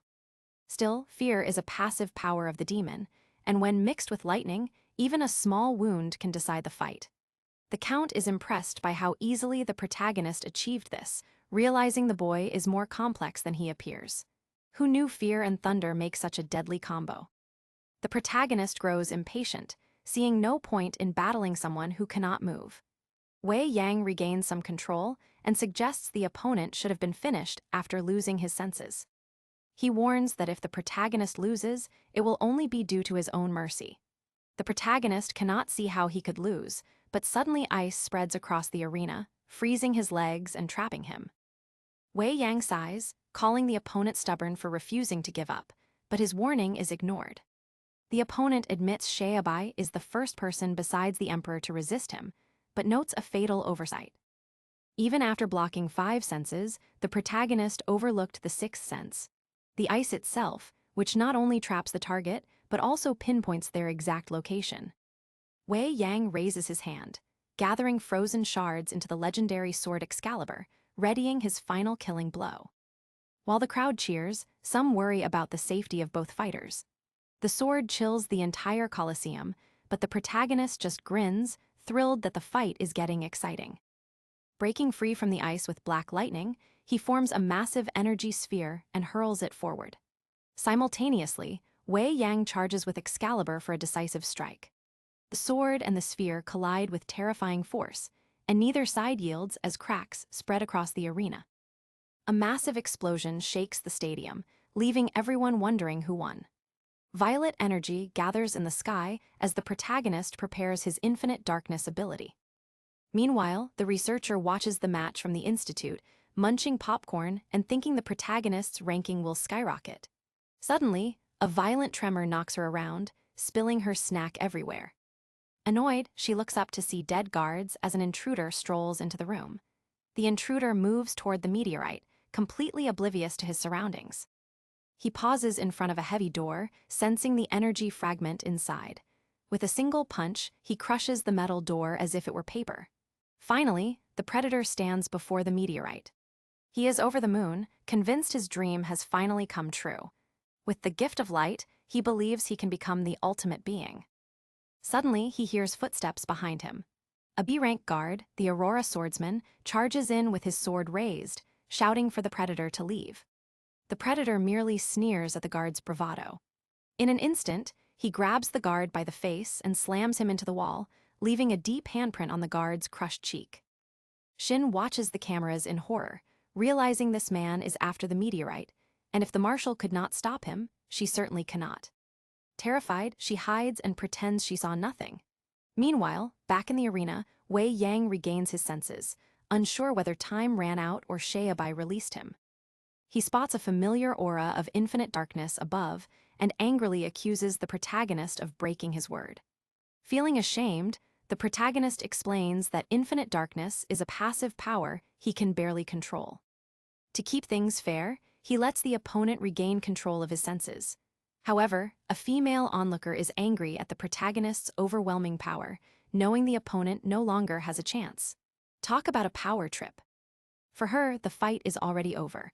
Suddenly, a roar shakes the city. Count Dracula and an assistant exchange worried looks while the director asks where the sound originated. After a brief pause, the man admits his lab may have been destroyed as a massive pillar of light shoots into the sky. The gift of light now rests in the predator's hands after 10 long years of hunting. Without hesitation, he begins absorbing the fragment's massive power. At that moment, researcher Shin locks the target with her ability, causing the fragment to dissolve into nothing. The predator turns to the girl at the entrance, wondering if he left a small fry alive. She says that, as a citizen of the Celestial Court, she cannot ignore the murder and theft of their treasure. She chooses to stand against him, only making the predator angrier. He demands to know where she teleported the fragment, but she coldly refuses to tell him. Suddenly, black tentacles erupt from his hands, snaring her. The chains coil tightly around her limbs and neck, and she instantly senses that this is not human energy. The monster engulfs her completely, leaving her helpless. The predator gives her 5 seconds to reveal where the core is, or she will suffocate. The girl refuses to cooperate. She warns the villain that his threats are useless because if she dies, he will never find the fragment. Before she teleported the item, she sealed the gift of light with a barrier that severs all outside connections.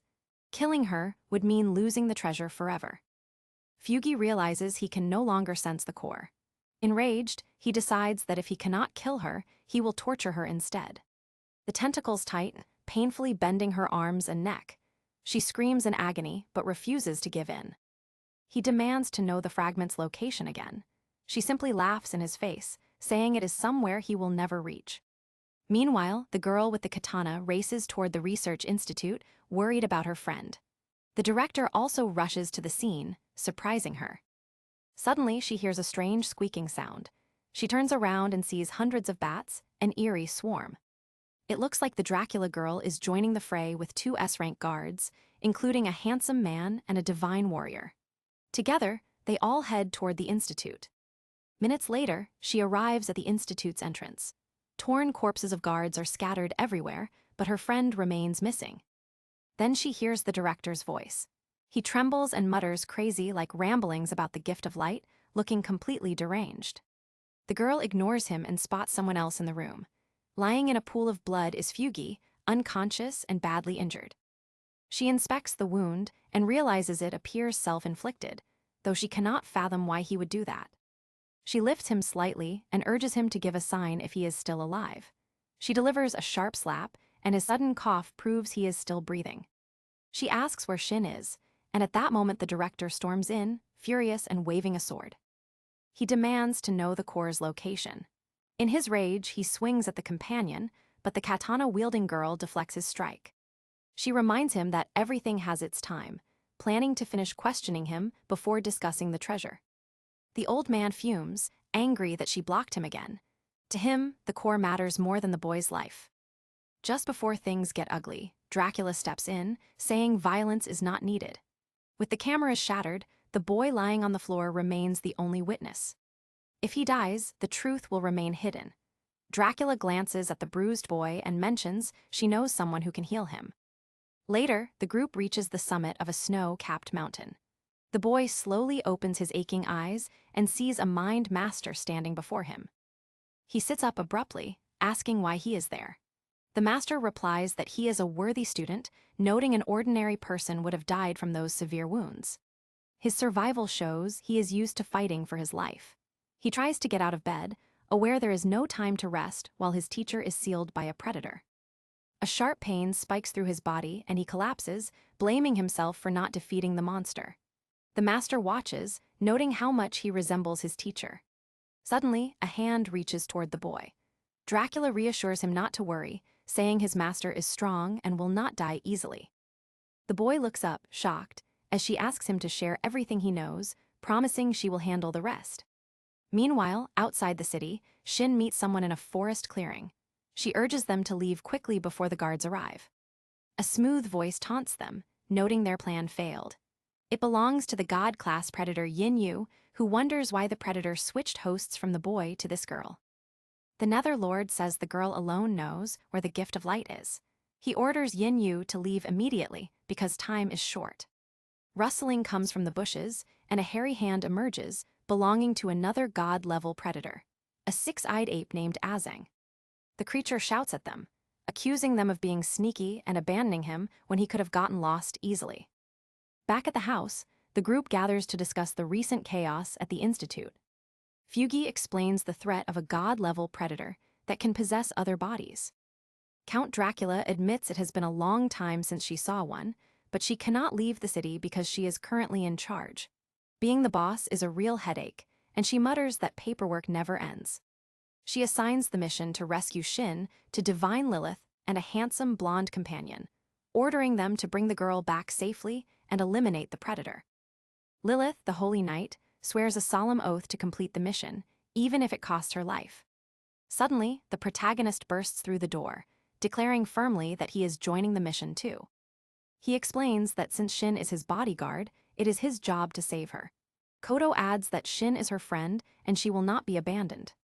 Mew frowns at the decision, worried that the family is already too involved in the dangerous guard service.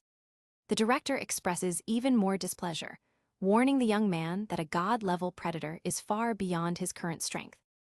Lilith tries to dismiss him, claiming she can handle everything alone, but Mew speaks up for him. He argues that the protagonist is already a guard and this mission will be excellent training. He asks Count Dracula if she has any objections. The Count says she does not object, and the group finally decides to send all 4 members on the rescue mission. Feeling a bit nervous under Mew's gaze, Dracula worries the master is unhappy and decides to offer a milk tea discount coupon later as an apology. Turning toward the protagonist, the Count announces that because there was no time for a ceremony, he is now officially a guardian of the Celestial Court. The Count officially gives him the rank of number 7, in Tier A. Fugi watches silently, clearly impressed by the young man's determination. The protagonist is thrilled to be recognized and ready to embark on his first real mission. The city gates open as the 4 guards set out together. Their goal is to rescue Shin and reclaim the gift of light. Shayabai remembers the paths from a map he studied earlier. Out of thousands of routes, one specific place stands out. The area is marked entry prohibited and is known as the Graveyard of the Celestial Guards. No one who enters ever returns. Lilith is surprised he remembers such an obscure road, while Feng finds it amusing that Shayabai spends his free time studying maps. The protagonist explains that it is simply a habit from a past life. For now, the only goal is to catch the enemy before he disappears. Meanwhile, 3 predators move through the forest. The ape grows restless, complaining that he was only promised battles when he joined the group. Yin Yu warns the group that signal traps show 4 enemies chasing them, but she soon realizes there are actually 5. The ape gets excited and asks to handle them, but the Netherlord coldly says Yin Yu will deal with the pursuers. The ape has a more important role ahead. Talk about a picky schedule. He must carry the gift of light so the Netherlord can focus power on finding its location. The predator feels used and becomes angry. The Netherlord insists they will be safe once they reach the graveyard of the Celestial Guards. The guards halt when the protagonist spots an ambush. A massive boulder hurtles at them, but Kodo rushes forward and slices it into pieces. She demands the attacker reveal themselves. Yin Yu drops from a tree with a sly smile, saying they can only pass if they pay with their lives. Kodo and Lilith stand ready to fight. The protagonist warns them not to waste energy, sensing the demon girl is only stalling. He plans to hold her back alone so the squad can catch the other predators. Lilith is impressed by how calm the protagonist stays in danger. Kodo refuses to let him fight alone and jumps in front of him. She realizes Yin Yu is dangerous and decides to handle the demon herself. She strikes first with a flurry of katana blows. Yin Yu barely flinches, sending her hair to attack like a swarm of living blades. The two clash fiercely in an explosion of energy. The katana girl fights with determination, though it is uncertain how long she can hold out. The squad seizes the chance to bypass the fight. The succubus refuses to let them escape. Her hair erupts upward to block their path. Sheabai warns everyone to stay alert. Suddenly, Lilith's sword glows with divine light as she charges forward to clear the path. Her strike shreds Yin Yu's hair apart. The succubus is deeply shocked. In that moment, the guards leap past her and break through the line. The protagonist promises Kodo that he will survive, rescue Shin, and bring both of them home safely. The demon girl fumes with rage because her hair was destroyed. She is even more angry that 3 guards slipped past her. She points at Kodo, vowing that a failure here will cost her the Netherlord's love. The two face off as a massive shockwave erupts between them. The ground suddenly shakes, and faint green footprints flash across the surface. Someone rushes past at incredible speed, leaving the katana girl stunned. She recognizes the figure as the director and wonders if the old man has been following them all along. Meanwhile, the demon girl realizes too late that there was a 5th pursuer. Fear begins to creep in as she realizes that if the plan fails, the Netherlord will never enjoy her company again. Kodo throws down her katana sheath and grips her sword tightly. She tells the demon girl that even though she is a god-level predator, she is only filled with strange thoughts. The demon girl looks sad and says that Kodo does not understand. She recounts how the Netherlord only thought about the light during his time at the Starling Court. Hair raising, literally. For a whole month he ignored her, and it broke her heart. Tears stream down the demon girl's face as she cries loudly. Suddenly, the katana girl feels her body acting strangely. The sound waves affect her brain, and she cannot control her movements any longer. Yin Yu reveals that her cries can strip someone of fighting power. Seizing the moment, she attacks with hair that sharpens into hundreds of sword-like strands. The assailant stabs toward Kodo, sneering that this is how love pierces the heart. Facing certain death, the katana-wielding girl collapses to her knees, unable to believe her life might end here. Simultaneously, the others close in on the enemy. Ahead, a massive ape appears, sitting casually on a tree stump with a club in hand. The ape knows Yin Yu failed to stop the guards. Filled with confidence, he believes he can crush everyone with a single strike. Feng grins, declaring that monkeys are his favorite and that he will handle this fight alone. Suddenly, more primates appear behind him, and the lead ape smashes his club into the ground, shaking the entire forest. For a moment, it looks like Feng might be crushed. The ape laughs and boasts that he can clone himself endlessly, claiming each copy is as strong as the original. Feng stands back up and grips his staff. He tells the squad to move on, warning that staying too close will only put them in danger. His eyes glow red, and his power explodes outward, lifting trees into the air. Even the ape hesitates, unsettled by such immense strength as the monkeys growl and prepare for a brutal confrontation. Feng declares that he will handle the predators himself and catch up with his comrades later.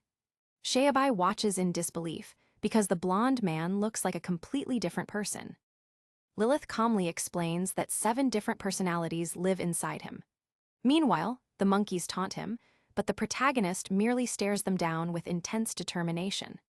At that moment, he rises into the air, floating as if gravity no longer applies to him. He hovers before the ape, which mocks him and claims he is not frightening at all. In response, the blonde man slaps the predator hard across the face. The ape is outraged. Not even the demon lord has ever struck him like that, yet this human dares to do it. Feng does not stop there. Blow after blow rains down so fast that they are impossible to dodge, leaving the ape completely helpless against the assault. Another clone sneaks up from behind and swings its club, but the attack hits nothing. The man moves too fast for the predators to see. He stands on the monkey's own club to show the gap in their strength. He tells the creature that the celestial court has at least 6 others who are just as strong, and some are even faster than him. With a powerful kick, he sends the monkey crashing to the ground and forces it to drop its weapon. Feng, filled with wrath, declares that one blow is enough to tame it like a mere animal. Dawn breaks over the forest. The real ape predator runs desperately toward the graveyard of the Celestial Guard while carrying the researcher girl. He feels the pain of his fallen clones and warns the Netherlord that their pursuers are too strong. He begs his master to hurry with the ritual to locate the core so they can finish the girl off. Talk about a messy morning. The master ignores him, fully focused on digging into her mind for the gift of light. She delves into her memories and watches herself beaten and broken on the ground, praying for salvation. Just as a zombie appears to devour her soul, a sword pierces its head. Kodo steps out, saving her at the last moment. The mysterious warrior tells Shin that she must follow her if she wants to live. The Netherlord recognizes the katana girl from the competition audience and the researcher's memories. Concentrating harder, he realizes the gift of light is actually inside the chest of the katana girl, not Shin. By now, the sun shines through the trees into the foggy jungle. Kodo is battered in the demon girl's grip as the succubus beats her mercilessly, yet she refuses to let go of her weapon. Yin Yu mocks the warrior's resistance as meaningless and decides it is finally time to end the fight. Her hair sharpens into lethal blades and surges forward for the killing blow. Suddenly, a brilliant yellow light bursts through the clearing, and a powerful explosion scatters the demoness's hair. At the center stands the katana girl, completely untouched and healed by the divine light. A small golden fragment glows within her chest, granting her incredible new strength. The demoness stares in disbelief, realizing the artifact was hidden inside Kodo all along. Thinking she can seize the gift for herself and earn the Netherlord's love, the demoness prepares to strike. However, the protagonist tells her that she is merely dreaming. Before the rival can move, the warrior strikes with a blow so forceful it shatters the forest. The succubus crashes to the ground, utterly defeated, lamenting her failure to win her master's favor. Kodo feels a brief moment of pity for her fallen rival as the demoness whispers a final confession of love. Her mind drifts back years ago to a time of distress in an abandoned house. The man finishes dressing and coldly orders her not to cry, demanding that she keep their encounter a secret. He adjusts his glasses and warns her that he will make her life a living nightmare if anyone finds out. The protagonist screams that he is heartless, but the man strikes her face so hard that she begins to bleed. With rage in his eyes, he reminds her that without his shelter, she and her mother would have been devoured by predators. Outside, thunder rumbles as she stands on the roof of a tall building. She feels nothing anymore, not even the cold rain soaking through her clothes. Tired of the endless torment, she wants to end it all. A voice inside her head urges her to take just one more step into the abyss to find peace. She rises on her tiptoes and spreads her arms wide, hoping that if an afterlife exists, she will finally find some kindness there. But before she can jump, a voice speaks from behind her. It is the Netherlord, and he tells her that death is not the answer to her problems. He explains that only power can truly change her life. Though she trembles at his sight, she realizes she has absolutely nothing left to lose. The dark entity promises her unknown power if she becomes his subordinate. He then bites her neck, passing a portion of his dark energy into her soul. Later, in the house where she once suffered, the man who abused her sits trembling with fear. She looks at him with cold contempt and asks if he is ready for her repayment. The man panics, begging her not to take his words seriously. He clings to her leg and pleads for his life, offering to bring her other young victims instead. However, she no longer desires human flesh. For the first time, she unleashes her new power, shaping her hair into deadly blades. With one strike, she cuts him down. His scream echoes as blood splatters against the walls, and he dies almost instantly. The demon girl feels no guilt, only disgust that he would sacrifice another human life just for his own pathetic survival. Meanwhile, the katana girl finishes her fight and turns to follow her friends. Suddenly, Yin Yu's hair wraps around her legs, stopping her in her tracks. She is shocked to see the demon girl is still alive after such a powerful blow. Guess she really can't quit. The succubus sits there looking puzzled, saying she feels strange, like her memories have been wiped clean. She asks for help, but the katana girl hesitates, unsure if she is being sincere or just planning revenge. Somewhere else in the forest, the Nether Lord and the ape predator are looking for shelter. The monkey asks why the gift of light matters so much. The master says he cannot understand its meaning until he pushes himself to his own limits. He has risen to the peak of spiritual power, but all he finds is loneliness, convinced no one in the world can match him. Yet once, a human boy, a true prodigy named Long Ming, defeated the master and later founded the Celestial Court. The predator admits that if it were not for the emperor's infinite darkness, it would never have been defeated. When the man died, the master found his body but not his power, and that loss haunts him. Now the master believes that with the gift of light, they can break all limits, stand against infinite darkness, and rise even higher. If they get the gift of light, they will become the strongest being on the planet. After a while, they reach the edge of the Celestial Guard's graveyard. The monkey suggests leaving a note for Yin Yu so she can follow, but the Nether Lord jumps down, shakes his head, and admits he abandoned her from the start. He explains that if her sacrifice brings him the gift of light, it isn't wasted. He says family is just a human word and predators don't need it. He orders the monkey to follow him deeper into the woods. Suddenly, a massive arc of light crashes down from the sky. The monkey ducks just in time, and the blast only grazes his head. A blade of light cuts the ground ahead, toppling trees and carving a huge trench. The ape creature feels lucky, realizing that being even a fraction slower would have taken his head. The Nether Lord stays unimpressed, noting that such power is rare. They look up and see Lilith descending from above. Lilith declares that anyone who passes without a pardon will die. The Nether Lord calls her arrogant, boasting that he is stronger than any S-rank guard. Angry at his bravado, Lilith darts down like lightning with her sword. Her blade strikes, but the Nether Lord blocks it with an impenetrable shield. The ape panics, unable to keep up with her blinding speed. The figure calmly tells her that even if the body's owner is her friend, she cannot defeat him. He once fought a royal guard and forged the shield from that intense battle. He is certain she cannot break it. Lilith confidently replies that in the Celestial Court, no one can match her sheer destructive power. Her sword presses harder, and cracks start spreading across his shield. The Nether Lord's eyes widen as he realizes the barrier won't hold. The sword sinks deeper as the cracks widen. He never expected such strength and tries to retreat at the last moment. The shield shatters, and Lilith's sword nicks the protagonist's cheek, leaving a small cut. Most of her power drives into the ground instead. He dodges just in time, realizing it was pure luck. She is clearly skilled with the blade, but he wonders why she did not take the chance to behead him. He suspects she changed her trajectory because she wants information about the gift of light. Sounds like a spy move. Lilith pulls her sword from the ground, claiming she missed because she has not practiced in a long while. He instantly knows she is lying. As the blade frees itself, the ground trembles and the crack widens into a massive abyss. The Nether Lord is shocked by her power. She smiles and points out that he cannot fight at full strength while inside another's body. If he wants to survive her next strike, he must return to his true form.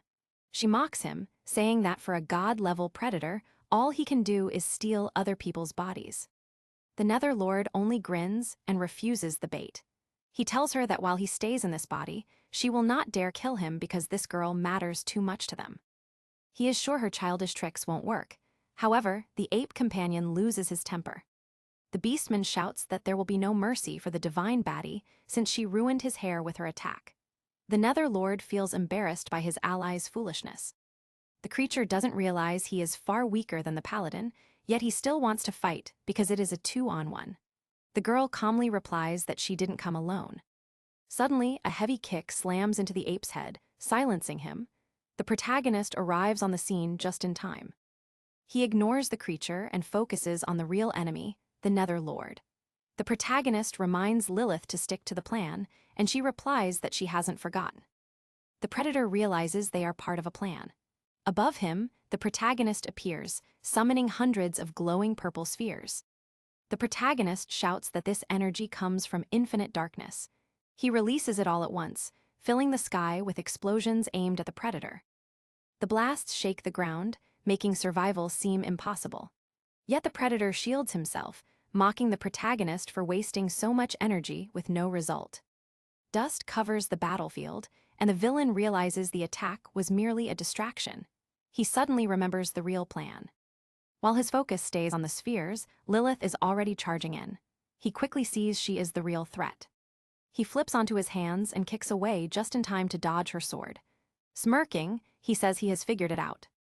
But Lilith corrects him, revealing that he has just been outplayed. Before the Nether Lord can react, a shadow appears behind him. The protagonist wraps his arms around the predator's human body and locks him in a chokehold. The Nether Lord suddenly feels his strength slipping away. Purple energy orbs begin to glow around Shin as the protagonist starts draining the predator's powers. In that instant, the Nether Lord realizes that the main character is using infinite darkness.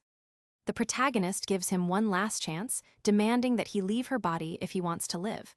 The air twists into a whirlwind, the aura growing more terrifying by the second. What a dramatic flare. Shin's body is engulfed in a massive purple sphere. The ape-like creature freezes in shock. The infinite darkness, which the Nether Lord feared most, now resides within this young man. Lilith wonders whether the main character can truly control such overwhelming power. Finally, the smoke clears, and the protagonist steps out carrying an unconscious but unharmed Shin. Lilith smiles, realizing that he actually succeeded. He gently places her by a tree stump and surrounds her with a protective shield. Even though Shin cannot hear him, he tells her to rest while the battle continues. Suddenly, laughter echoes through the smoke, and the predator is still alive. He emerges in his true form, stronger than before, and announces that fate has blessed him. He not only learned the location of the gift of light, but now has a chance to seize infinite darkness. Raising his arms, he declares himself the chosen one.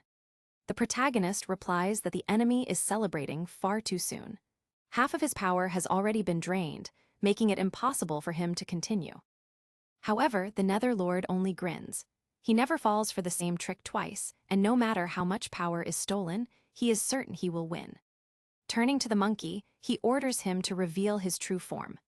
The monkey obeys with a smile, declaring that his master, Lord Bath, is none other than the Lord of the Underworld.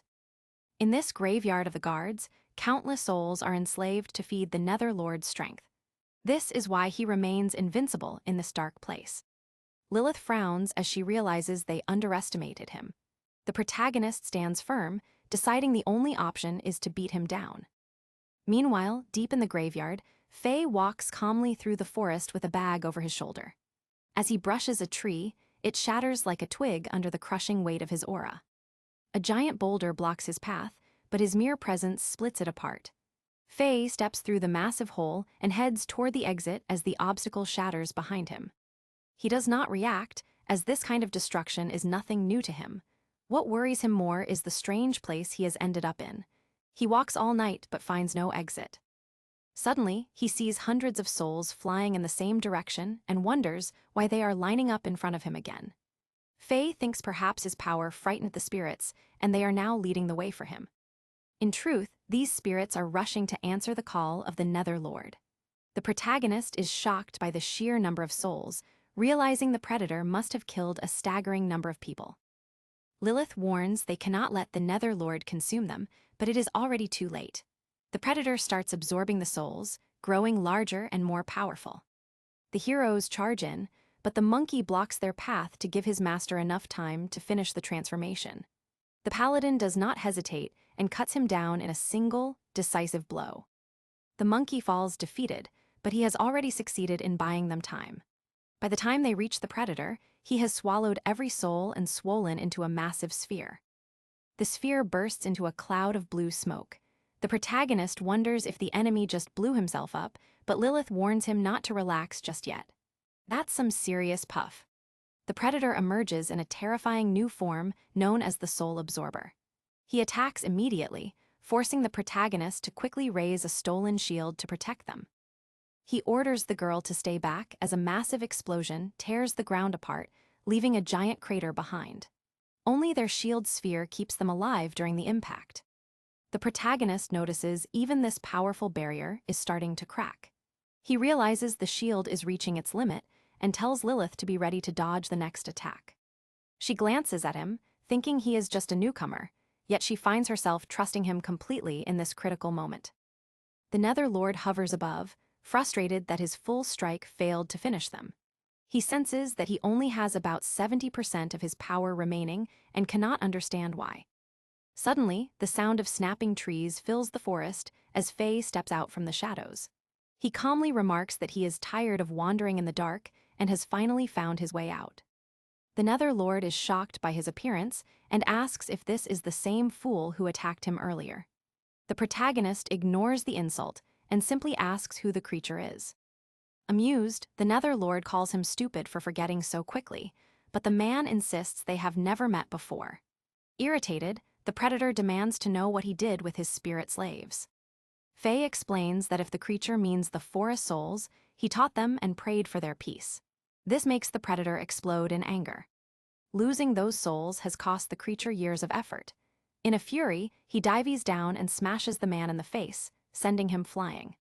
The protagonist falls but never lets go of his bag, clearly carrying something precious. The Nether Lord declares that even at 70% power, he can easily crush the guards. Faye rises calmly, unfazed. He tells the predator his strike was weak and promises to show him true strength another day. He is in a hurry to reach the Celestial Court to find out who harmed his student. Before he can leave, the squad arrives on the scene.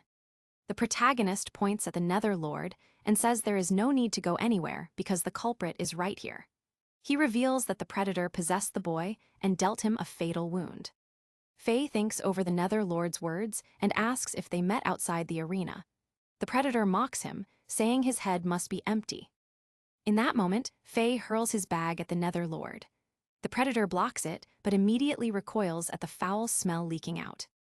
He asks what is inside, but the protagonist slams him in the stomach with a heavy punch, casually explaining that it is just his spare underwear.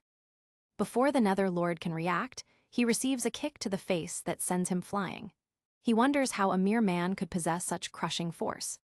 A crimson fog spreads around the protagonist as he focuses his incredible power. With a powerful roar, he releases his energy, his muscles pulsing with strength. The protagonist declares that he is the only one who has the right to strike his own student. His aura then takes the shape of a massive dragon and launches directly at the Nether Lord. Fire and fury, anyone. Realizing the danger, the Nether Lord braces himself and shouts that he will hold this power back. The impact is devastating. When the dust finally clears, the Nether Lord's body is torn and his living armor is cracked. Furious, he admits the enemy actually broke through his defenses.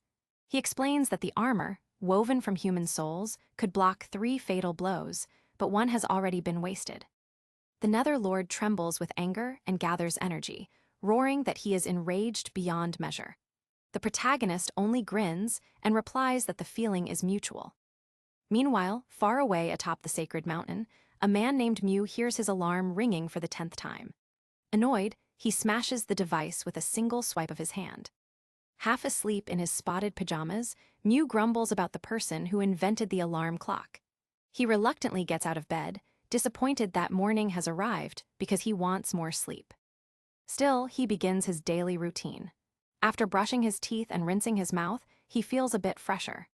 He sits on the toilet while sipping his favorite milk tea and calls out to his daughter, asking if breakfast is ready. When she does not answer, he wanders into the kitchen and finds breakfast on the table along with a note. In the note, Yuan Yuan explains that she and Fugi will be away, so he should not worry. He sighs, takes a bun for himself, muttering that his daughter is stubborn but clever. Meanwhile, Yuan Yuan's phoenix ship speeds through the sky toward the forest where the others are fighting. On board, the bodyguards and the village boy are lost in their own thoughts. Pinger worries about her master and Kodo, while the holy maiden fears the protagonist might already be dead. The stepsister fumes that he went with a katana girl and left her behind. Nearby, the weapons girl suspects the director may use this chance to attack them. Fugi, embarrassed by the company of so many beauties, secretly envies the protagonist for his luck with women. They soon arrive at the first battle site. The village boy is stunned by the flattened forest and asks if the swordswoman caused such destruction, but Pinger says it does not look like her style. Just then, they spot Kodo. Relieved, Pinger lands beside her and asks where their master is. Kodo says she is fine and that the protagonist must be further up front. From behind, a succubus named Yin Yu steps forward. Kodo asks why she is here and reminds the demon girl that her life was previously spared. The demon girl answers that she no longer seeks battle. Because her life was spared, her path changed, and now Kodo must bear that responsibility. The characters remain cautious because the demon girl appears predatory, but her aura feels completely different.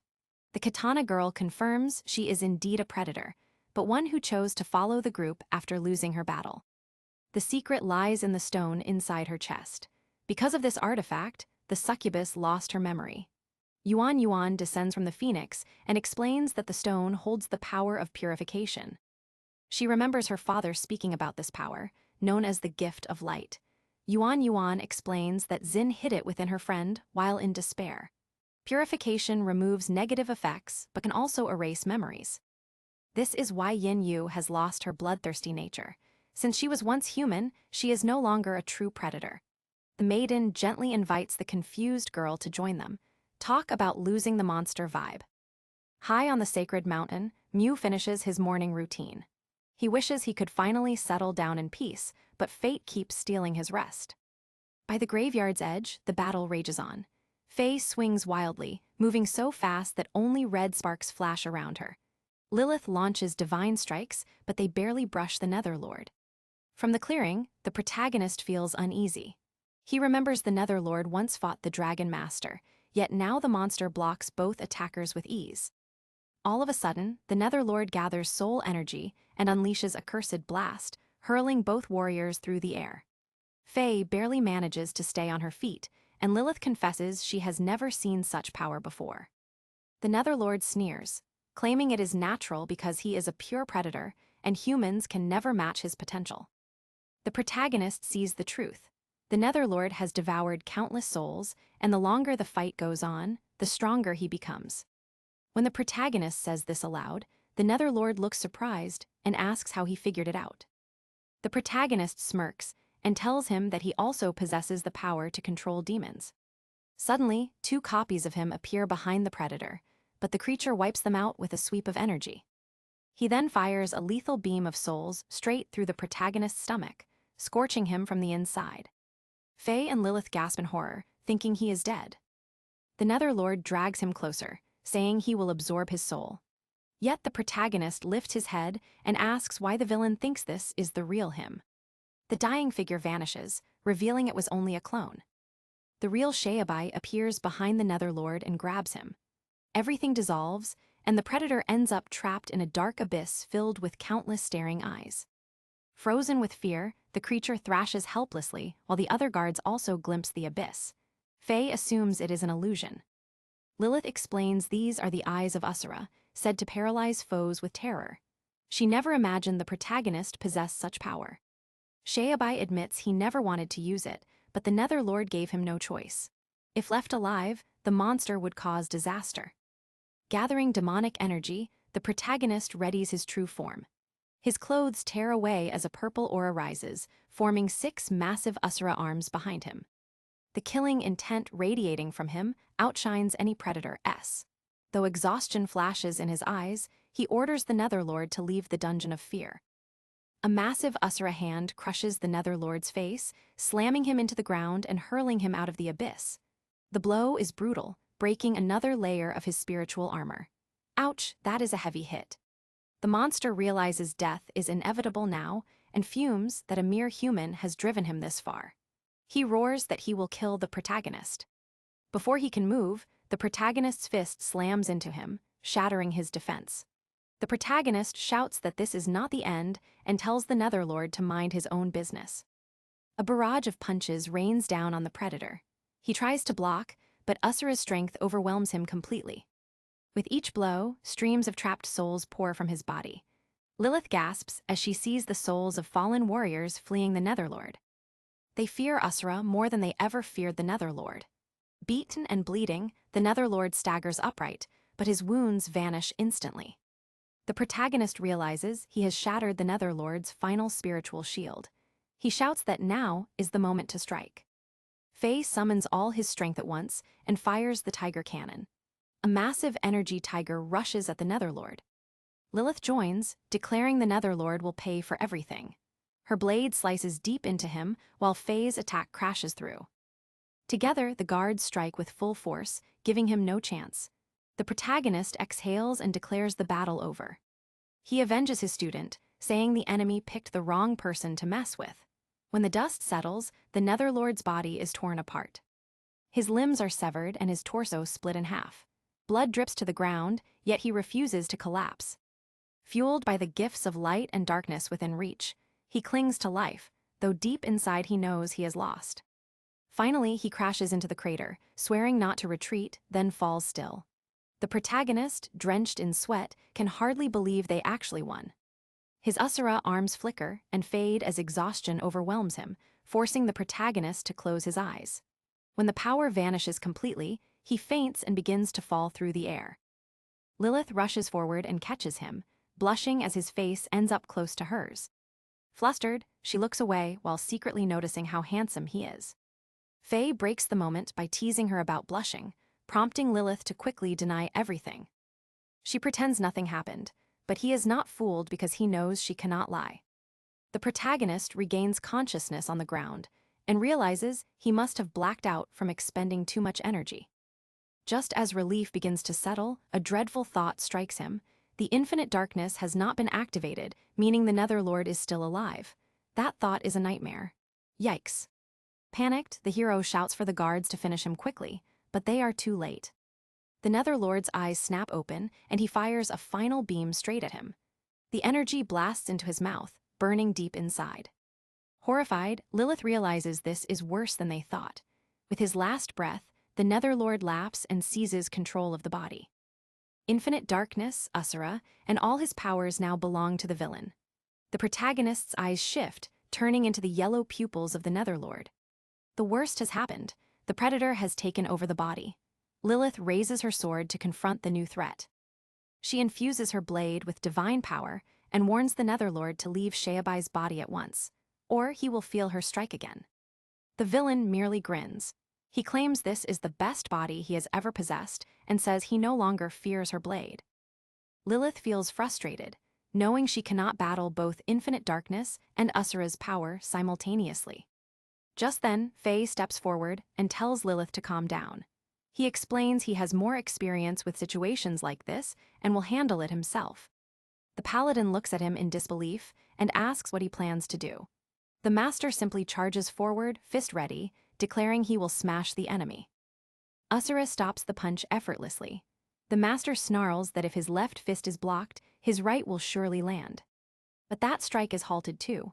The monster mocks him, saying mere fists are useless against Asura's strength. Suddenly, Faye changes tactics. Instead of using his hands, he headbutts directly. Smoke erupts from the impact as the spectral hands disappear, and the possessed boy collapses to the ground.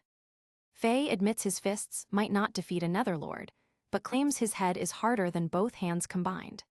Sheabai lies unconscious, leaving the others unsure of their next move.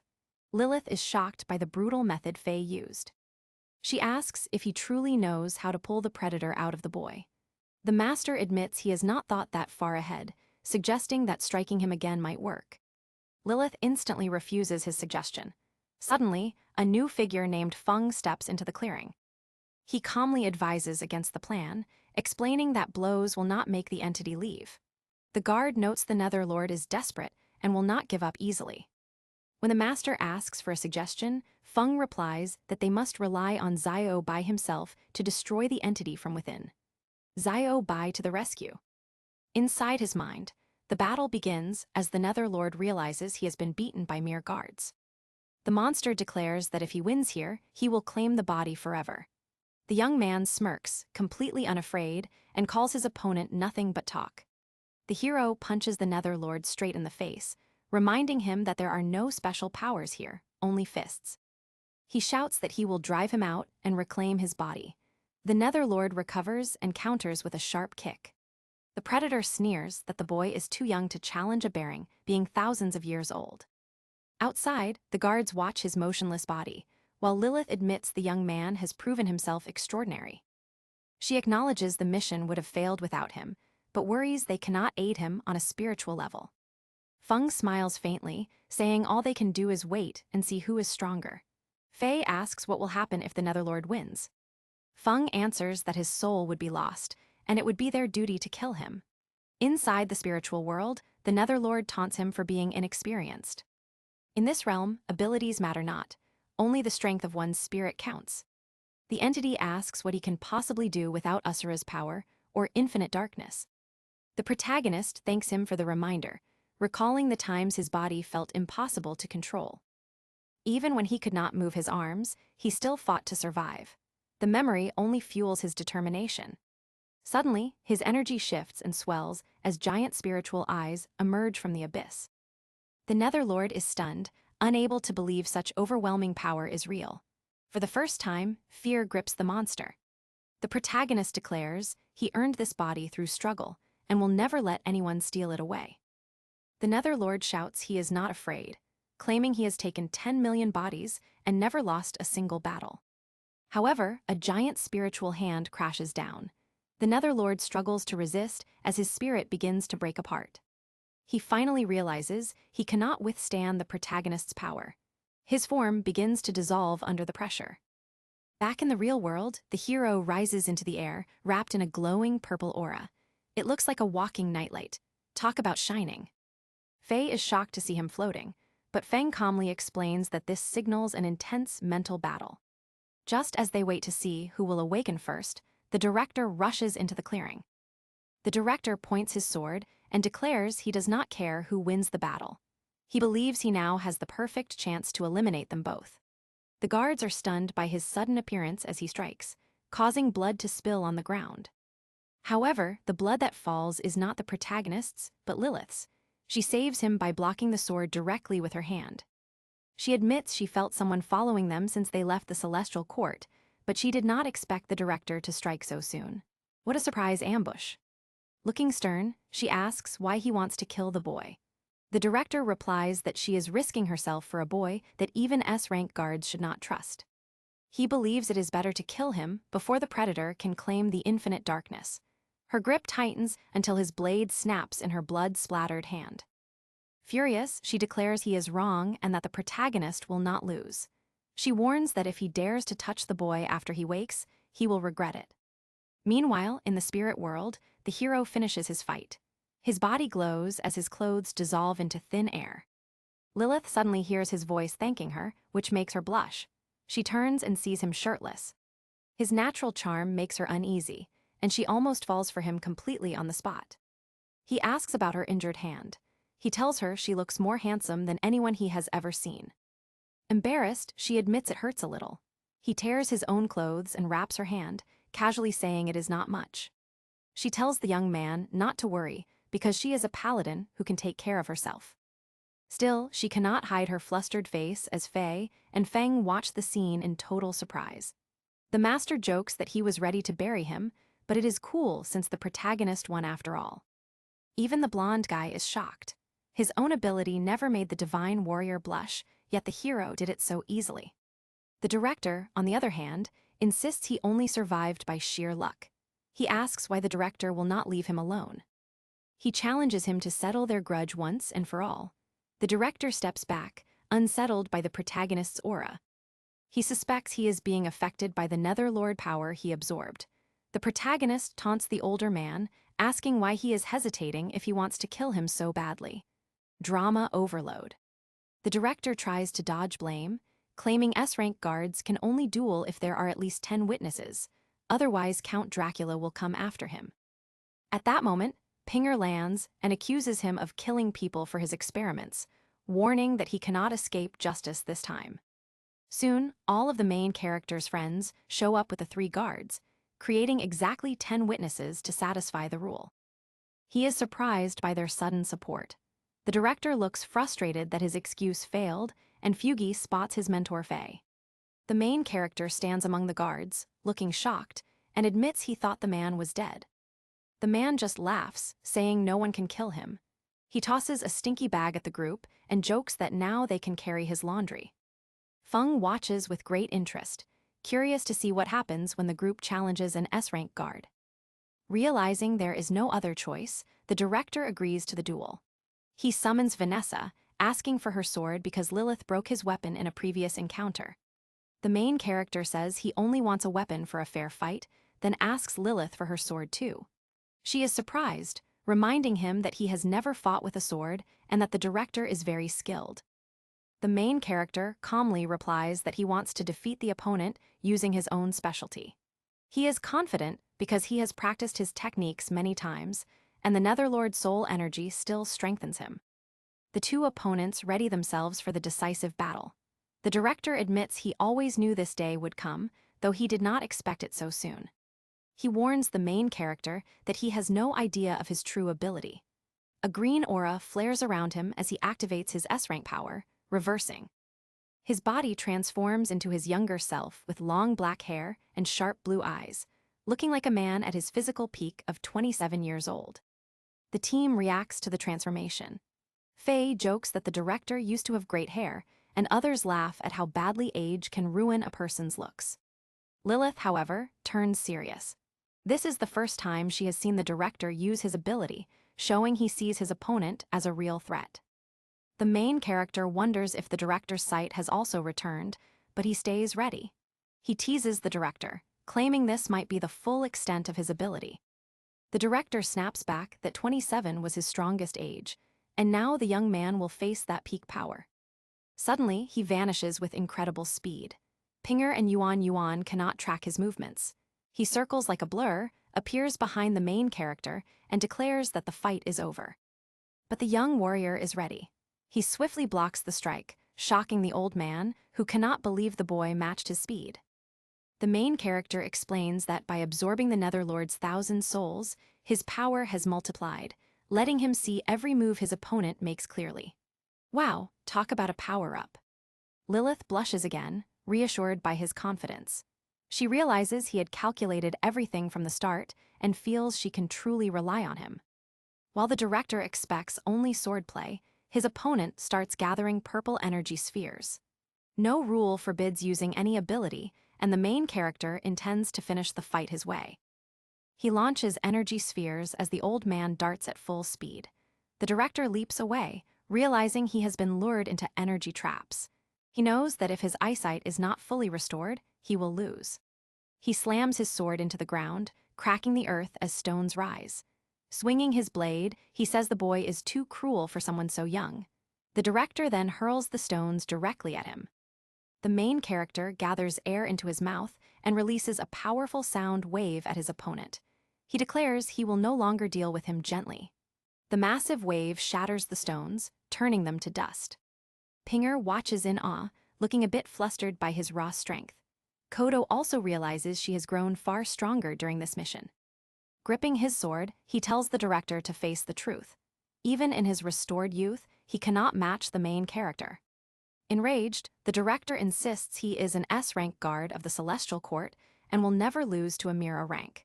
He claims he only needs one hand to end the fight easily.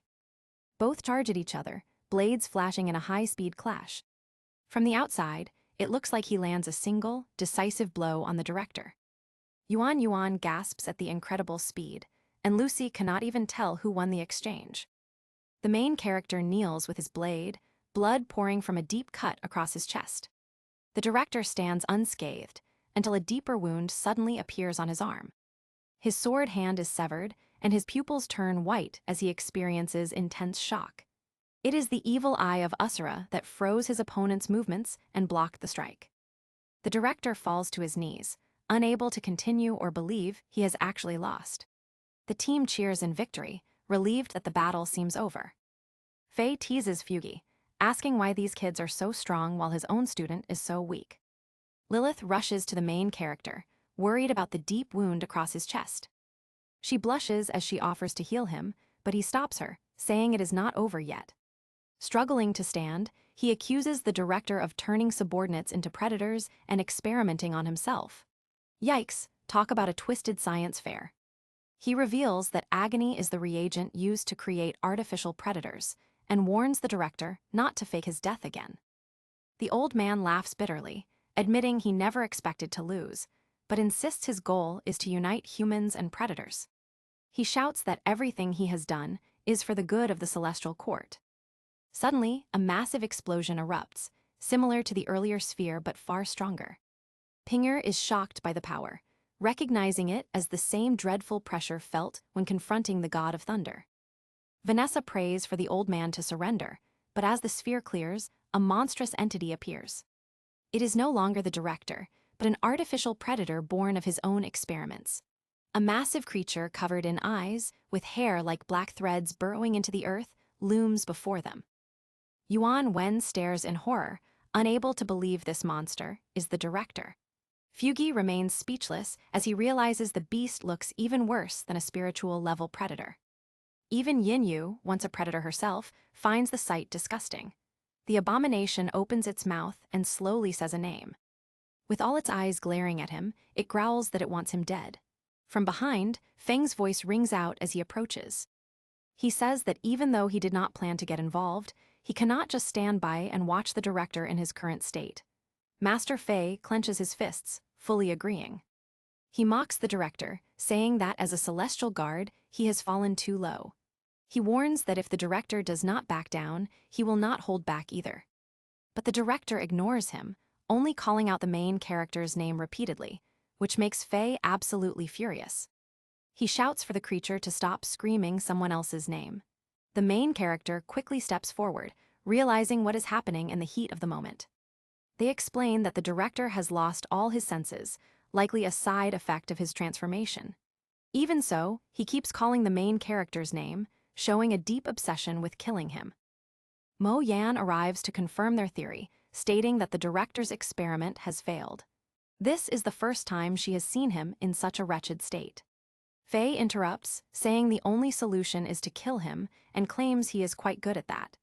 As they talk, the director's body becomes dangerously unstable. The large eye on his chest gives off a sinister feeling, and suddenly a beam of light fires at the master. The director keeps calling for the main character as he narrowly dodges the blast. He leaps forward and throws a punch, demanding respect as the director's superior. However, the director simply flicks his hand, sending him flying backward with terrifying force. Now the director is so massive he can be seen from far away. His eyes scan the ground like a mechanical giant, and he roars at the group, vowing to kill them all. Whoa, talk about a giant golem. He unleashes laser beams and explosions everywhere, forcing everyone to dodge. Yuan Wen is hit and falls, but just as a beam is about to strike her, her father appears. He cuts through the director's attack and shields her. She cries out in joy as Mew reassures her, saying she does not need to be afraid with him there. Mew protects his daughter while the other celestial guards are less lucky. The director's wild blasts injure many and knock them down. His mouth spits curses, endlessly screaming for everyone to die. Someone calls out to him, and the director freezes. All of his eyes turn toward the speaker. He scolds him harshly for his appearance and mocks his obsession. To everyone's shock, the director trembles. He is still afraid of him even without reason or consciousness. The main character explains that this must be a pure survival instinct. Mew grabs a massive piece of wood, tearing it from the ground like a spear. He reminds the director that since he hurt Mew's daughter, he can no longer hold back. Feng watches in awe, realizing he is witnessing the legendary strength of the strongest guard. Leaping into the air with a wooden spear, Mew demands that the director apologize to his daughter. The giant eye on the director's chest fires, but Mew knocks him down, flipping his monstrous body backward. Even Fei cannot help but admire the fighting style, noting that even a basic strike carries overwhelming power. The blonde man finally witnesses the true power of a rank 2 celestial guard. Meanwhile, the daughter's eyes shine with pride as she gazes at her father. She is surprised when a green shield suddenly surrounds them all. She wonders aloud about the protective circle as the main character explains it is their barrier and urges everyone to stay back. The main character reminds Lilith to focus on the wounded, but she quickly replies that he is the one who needs treatment most. The director steadies his massive body and lifts his head, but Mew gives him no respite. He drives the wooden spear straight into the huge eye on the director's chest. Mew warns that if the director has not regained his sanity, this strike will serve as a reminder. With blinding speed, he spins around the towering body, striking relentlessly. Feng, watching from afar, turns pale and cannot follow the movements. By the time the whirlwind ends, every single eye on the director's body is pierced and destroyed. The attack leaves the monster, convulsing in unbearable agony. Even the main character watches in awe as Mew reminds the director that they were once colleagues. Mew decides to spare the director's life, urging him to end it himself. However, the director moves again as wild energy surges above his head and a wave of destruction rushes toward Mew. Yuan cries out in fear for her father, but he remains calm. Placing a single blade of grass between his lips, he counters the deadly force with a quick flick. Everyone stands frozen in disbelief. A simple blade of grass has stopped the devastating attack, piercing through the energy itself. Seriously, who knew grass could be a weapon? The projectile shoots skyward, trailing light as it tears through the director's head. His monstrous body collapses lifelessly as Mew sighs, lamenting the path his former colleague chose. With the battle concluded, Mew turns to the team and asks why they are standing there. Feng and the others quickly assure him they need nothing more. Mew explains he has pressing matters to attend to. Yuan calls after him, wondering if he will leave without acknowledging her, but he only complains about a milk tea sale. Mew leaves his daughter in the care of the main character. Dark clouds fade as fragments of the director's energy drift down like the first snow of winter. Xiaobai catches some energy in his hand, noting its richness. Lilith urges him to absorb it, but he blows it away because he cannot take in any more power. More than a month later, dawn light streams into the main character's home. As he wakes, he feels a significant weight pressing on him. He opens his eyes and freezes as the demon girl lies on top of him. He tells her to have some restraint, but she only smiles knowingly. The main character's throat goes dry as turmoil fills his mind. If he lets her continue, the seal within him will activate, and he will lose control. Her hands slide over his chest as he suddenly sits up and warns her that she is playing with fire. Before the tension can rise, the window swings open. Kodo enters the room and drives her sword down in warning, threatening the demon girl. The girl immediately retreats, claiming she only wanted to wake the main character. Kodo reminds him that today is the ceremony where Dracula promotes him to S rank. The demon girl is surprised, but the main character explains it is a complicated matter. The main character admits that he and Kodo played a role in the incident, but their only goal was survival. He explains that the one who actually defeated the director was Mr. Mew, and because of that, he feels his promotion to S rank is more than he deserves. Later, at the Celestial Court, Dracula's grand mansion towers before them. A monk arrives early to admire the castle's scale, but is quickly stopped by guards who explain that an important conference is about to begin. The main character arrives just in time to overhear the exchange. Recognizing the monk's unusual aura, he invites him to enter the mansion together. The monk accepts politely and introduces himself as Master Ku Wu, a retired 4th rank S-tier celestial guard. The guards are shocked to realize this is the legendary Grandmaster who has been absent from public affairs for years. As they walk into the hallway side by side, they talk briefly. The Grandmaster dismisses the grandeur of Dracula's home, remarking that a house is only meant for living in. In passing, he asks about Kodo. The main character is surprised, but confirms she is doing well, prompting the old man to reveal that he and the katana girl are actually old friends. Before they can continue, a woman's voice rings out. It belongs to Yibai Yumo, the leader of the MT Shu sword sect and an S-rank celestial guard, also known as the Sword Princess. Perched on her sacred sword, she mocks the main character by listing his achievements and questioning whether he truly deserves the fame. She suddenly challenges him, ordering him to reveal his true abilities right then and there. Without waiting for a reply, she summons a storm of flying swords and launches a merciless attack. The main character braces himself, completely shocked by her lethal seriousness. Yikes, now that is an intense sword rain. Master Ku Wu rings a bell, her weapons whisk through the air effortlessly. She reassures the boy, saying he need not worry because she has his back. He watches in awe as the elder smoothly redirects the powerful strike. Yumo pleads with the master to stay out of it, but the master reminds everyone that the boy is being promoted today, so they must keep the atmosphere calm. The Sword Princess is skeptical and prepares another assault, but Lilith rushes to the gate, her sword flashing. Lilith warns her to stay away from the young man, and the two women lock eyes, tension crackling between them. Yumo steps closer, claiming she was only joking. She then questions Lilith about her connection to the young man, curious whether she truly likes him. Lilith blushes and dismisses the question. Just as the two are about to clash again, the Grandmaster watches from the side and suddenly grasps why even Dracula holds such high regard for this kid. To calm the situation, he channels the demon god's power, encasing the women in massive ghostly arms. Even while immobilized, they continue bickering, prompting him to ask the Grandmaster if there is any history between them. The Grandmaster reveals they come from rival nations, which shocks him because he believed Star City was the only remaining realm. The Master adds that some people survive by depending on the capital for supplies. Elite warriors serve as guards to maintain that support. Lilith is the premier knight of the Western Kingdom, while Yumo is the Sword Princess from a mysterious Eastern land. Just as the argument threatens to flare, Count Dracula steps in, cloaked in a crimson coat. His mere presence instantly disrupts the Asura hand technique. Even the toughest S-rank guards fall silent, sensing the massive power gap. A helicopter whirs overhead, and a new woman steps out to address the guards.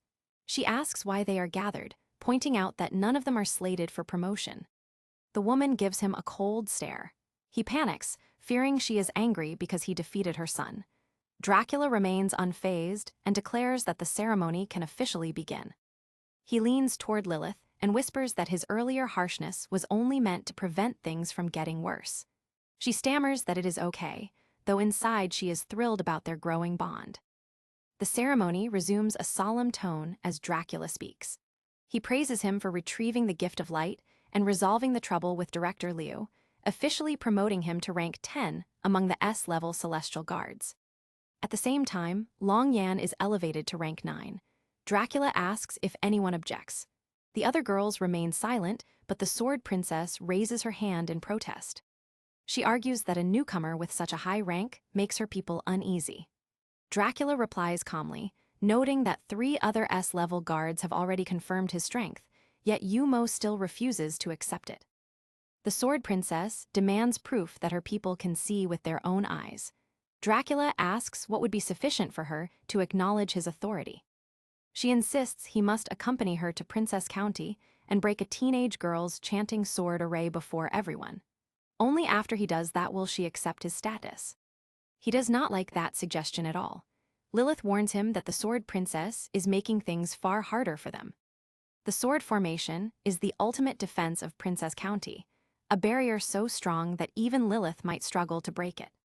He accepts the challenge, even though the request sounds odd. Privately, he hopes Dracula will back out. Looks like he is signing up for a wild goose chase. To everyone's surprise, Dracula does the opposite.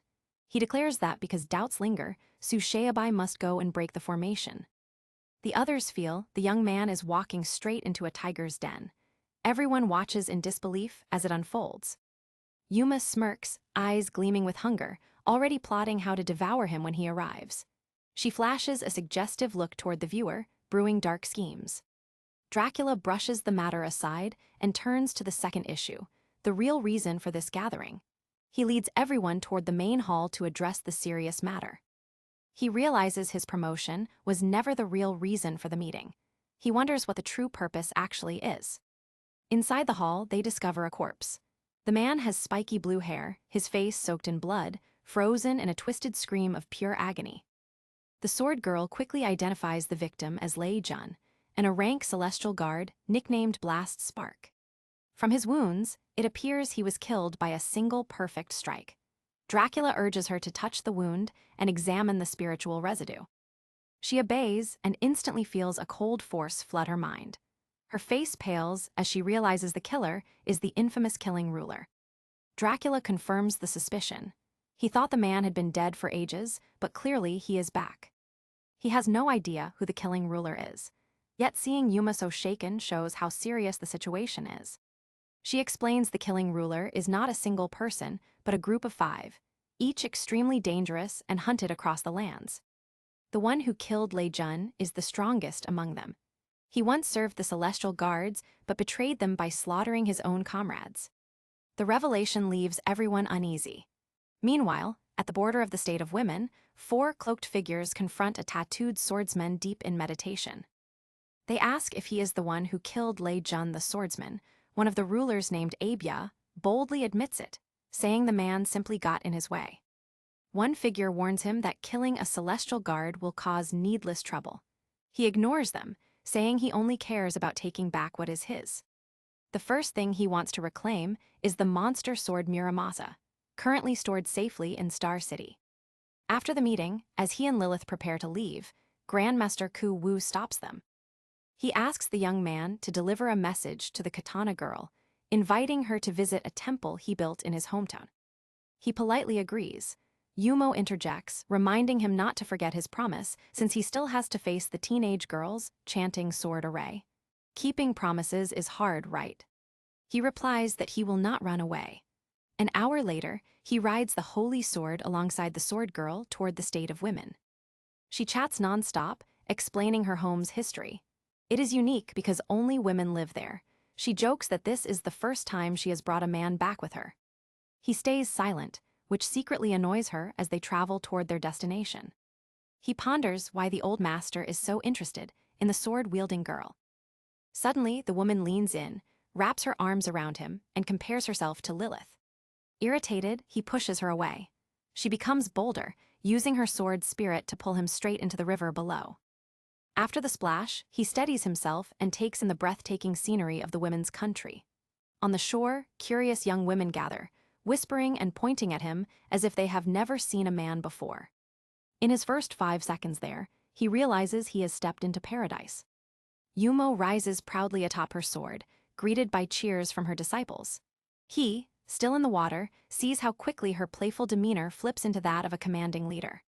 She wastes no time, ordering her disciples to capture the man in the holy lake so she can interrogate him that night. The disciples obey immediately, but when they actually see him in the water, they gasp in shocked disbelief. Many tremble, whispering in disbelief that he is truly a man. Some have never seen a male before, others mutter that his lack of a chest proves it. The girls grow restless, staring. A few blush, admitting that a single glance from him stirs their hearts. Others confess they cannot look away, wondering if all men are this remarkable. Yumo expected this reaction and quickly takes control, coldly warning the others not to be fooled by his appearance. She claims that even though he came back with her, he kept coveting her, even going so far as to grope and flirt shamelessly. He almost chokes with anger while submerged. He insists the opposite is true, but his protests fall on deaf ears. This is her country, and her word is law, so the disciples react with pure outrage. To them, anyone daring to touch their leader is unforgivable. They curse him as a shameless fool, demanding he be arrested, humiliated, and thrown back into the river. He sighs silently, wondering if these women are really that easy to deceive. The arrest drags on until midnight. Bound and blindfolded, he is led through the moonlight by 2 disciples. When he tries to ask where they are taking him, they silence him instantly, repeating Yumo's orders. Looks like a midnight stroll they are not invited to. The women warn that men are dangerous and insist on keeping their distance because of their weak cultivation levels. Eventually, they leave him tied up near a lotus pond, announcing that the Grandmaster will come to see him herself. He frees himself without trouble and wonders why the sword girl orchestrated such an elaborate scheme. He removes his blindfold, feeling exhausted from the day. He hears the gentle sound of water nearby and quietly slips behind a stone. Under the moonlight, he catches a glimpse of the sword girl bathing in the lake.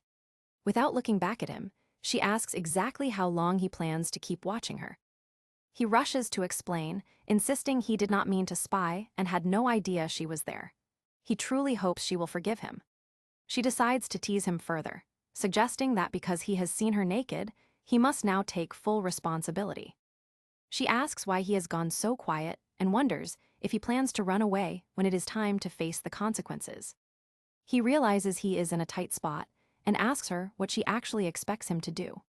She smiles faintly, telling him not to worry, assuring him she is not forcing him into a marriage. She claims all he needs to do is spend the night with her. He sees through the act, realizing it was her plan from the start. Knowing she could not force him, she used the disciples to lure him here. He admits it is a clever plan, but he is not in the mood for games. He asks if she has ever heard of the gecko Zinnober. He suddenly remembers she is still unclothed. His face flushes as he looks away, stammering that she should get dressed before they continue their conversation. Instead of backing off, she steps forward and pulls him close. Caught off guard, his face turns bright red. Without warning, she closes her eyes and kisses him. He completely forgets what he was about to say. Time slips by unnoticed as the lake and the stars watch the couple locked in an embrace, while fish swim quietly beneath the surface. When she asks if he feels ill, he quickly insists he is perfectly fine. She laughs to herself, thinking about how nervous a single kiss has made him. Awkward, right? Suddenly, the sky erupts with a golden beam of light. He stares in shock, asking what is happening. The sword girl recognizes the distress signal, explaining that a predator must be attacking. She rushes to save her people, but he blocks her path with his arm, suggesting she get dressed and let him deal with the predator. Meanwhile, chaos spreads across the country. Thick black smoke rises and screams echo everywhere as the mountain gate is breached. One of the girls struggles to keep up and falls painfully on the street, seeing a looming shadow approach. The predator is Lord Wild Boar, a dangerous devil-level creature. He ignores her pleas to stay away, commenting that she has a nice figure. The boar asks if she would like to be his wife. The girl is so terrified she cannot speak, which the beast takes as a yes. Suddenly, a brilliant purple beam shoots from the sky, striking his tongue. He howls in agony as a gaping hole is pierced through it. He looks at the creature coldly, mocking it and noting that even pigs seem interested in marriage these days. He steps in front of the trembling girl, telling her not to be afraid and promising to handle the monster. She finally recognizes him, stunned that the man who saved her is the same prisoner their leader once captured. Furious, the boar lifts his mace, bellowing that no brat can meddle in his affairs. He slams the weapon down with violent force, roaring that anyone blocking his way must die. Blow after blow shakes the ground, sending clouds of dust. When it settles, deep craters remain, and he is nowhere to be seen. Convinced he crushed the man to death, the boar laughs, boasting that this is the price of defiance, and declaring that every young girl here belongs to him. The boar's delusions shatter when he gets back up and lands a devastating punch. In an instant, the massive head snaps back and the giant body collapses. Even though he is 10 times smaller, he stands tall. The girl watches in awe, realizing he defeated the monster that had killed dozens of gatekeepers. He quickly turns to his companion, asking if she is hurt, though he is only slightly injured. She studies him curiously, admitting he does not seem like the villain their leader claimed him to be. She wants to know his true identity, so he confidently introduces himself as Xiao Bai, a newly promoted celestial guard. Hearing his name, she cries out in pure joy, realizing he is the legendary figure who defeated the director. He awkwardly stares at her, unsure why she is so excited. He quickly surveys the destruction, noting that hundreds of predators are attacking the state. Suddenly, an army of skeletal monsters appears with their leader, the Skeleton Lord. The Skeleton Lord demands to know if he killed the boar, and Xiao Bai replies without hesitation that he did. The skeletal heads scream in rage, ordering their minions to tear him apart, sending waves of bone creatures charging forward. Xiao Bai tells the girl to hide behind him as his veins pulse with power, and he clenches his fists, ready for the horde. Time for a bone-crushing showdown. He jeers at the approaching enemies, calling them weak shrimp, then hurls a huge sphere of purple energy. The clueless monsters barrel straight into the trap, and the explosion turns everything to ash. The Skeleton Lord collapses, barely managing to stay upright, while a long wake of destruction stretches behind the hero. Xiao Bai looks over the ruin and wonders whether he went too far. His companion worries that he might have to answer for the massive damage. On a nearby mountain, a cloaked figure watches the fight and declares that his hunch about the infinite darkness was correct. Behind him, Zhang Tianyu, one of the 5 killing rulers, asks whether she should capture the man right now. The old man tells her there is no rush. She teases him, saying he stays calm only because Yumo is on his mind. His face hardens as he warns her not to underestimate that woman. By the age of 18, she had risen to lead the sect and govern the nation. In his eyes, her skill rivals even the greatest swordsman of Star City, and her courage and spirit are unmatched. Meanwhile, predators continue to wreak havoc across the region. As they charge forward, crushing everything in their path, they suddenly notice a woman standing in their way. It turns out to be the Sword Princess. She surveys the fallen citizens and declares that, as the state's guardian, she will kill them all. The predators laugh at her threat. Bond, known as the Golden Saber Lord, lifts a massive blade and taunts her. With tens of thousands of brothers behind him, he asks if she truly believes she can defeat them. He even throws a marriage proposal at her, but before he can finish, her sword flashes and slices him open. Blood spurts, and he collapses, stunned to realize she is the leader of the sword sect. She slashes him again without hesitation, leaving the others frozen in fear. All the other predators panic when the sword sect leader appears. It is too late to run as she starts cutting them down. Her movements are so swift that no one can keep up, and the predators at the back are completely clueless. They all shout to retreat, but the Sword Princess shows no mercy, swinging her sword until every last one lies dead. Her blade moves like death itself, cutting anyone who lingers. When the battle ends, she stands in a field littered with corpses. In total, she has slain more than 18,271 predators all by herself. As she finally begins to relax, she hears footsteps, and the hero arrives to praise her performance. She does not receive it well, believing she is at fault for letting the predators reach the state. Moreover, predators still lurk nearby, so she has no time to waste. Just as she is about to leave, the hero grabs her wrist, making her blush. He assures her that she does not need to return because he has already dealt with the threat and all the wounded are being treated.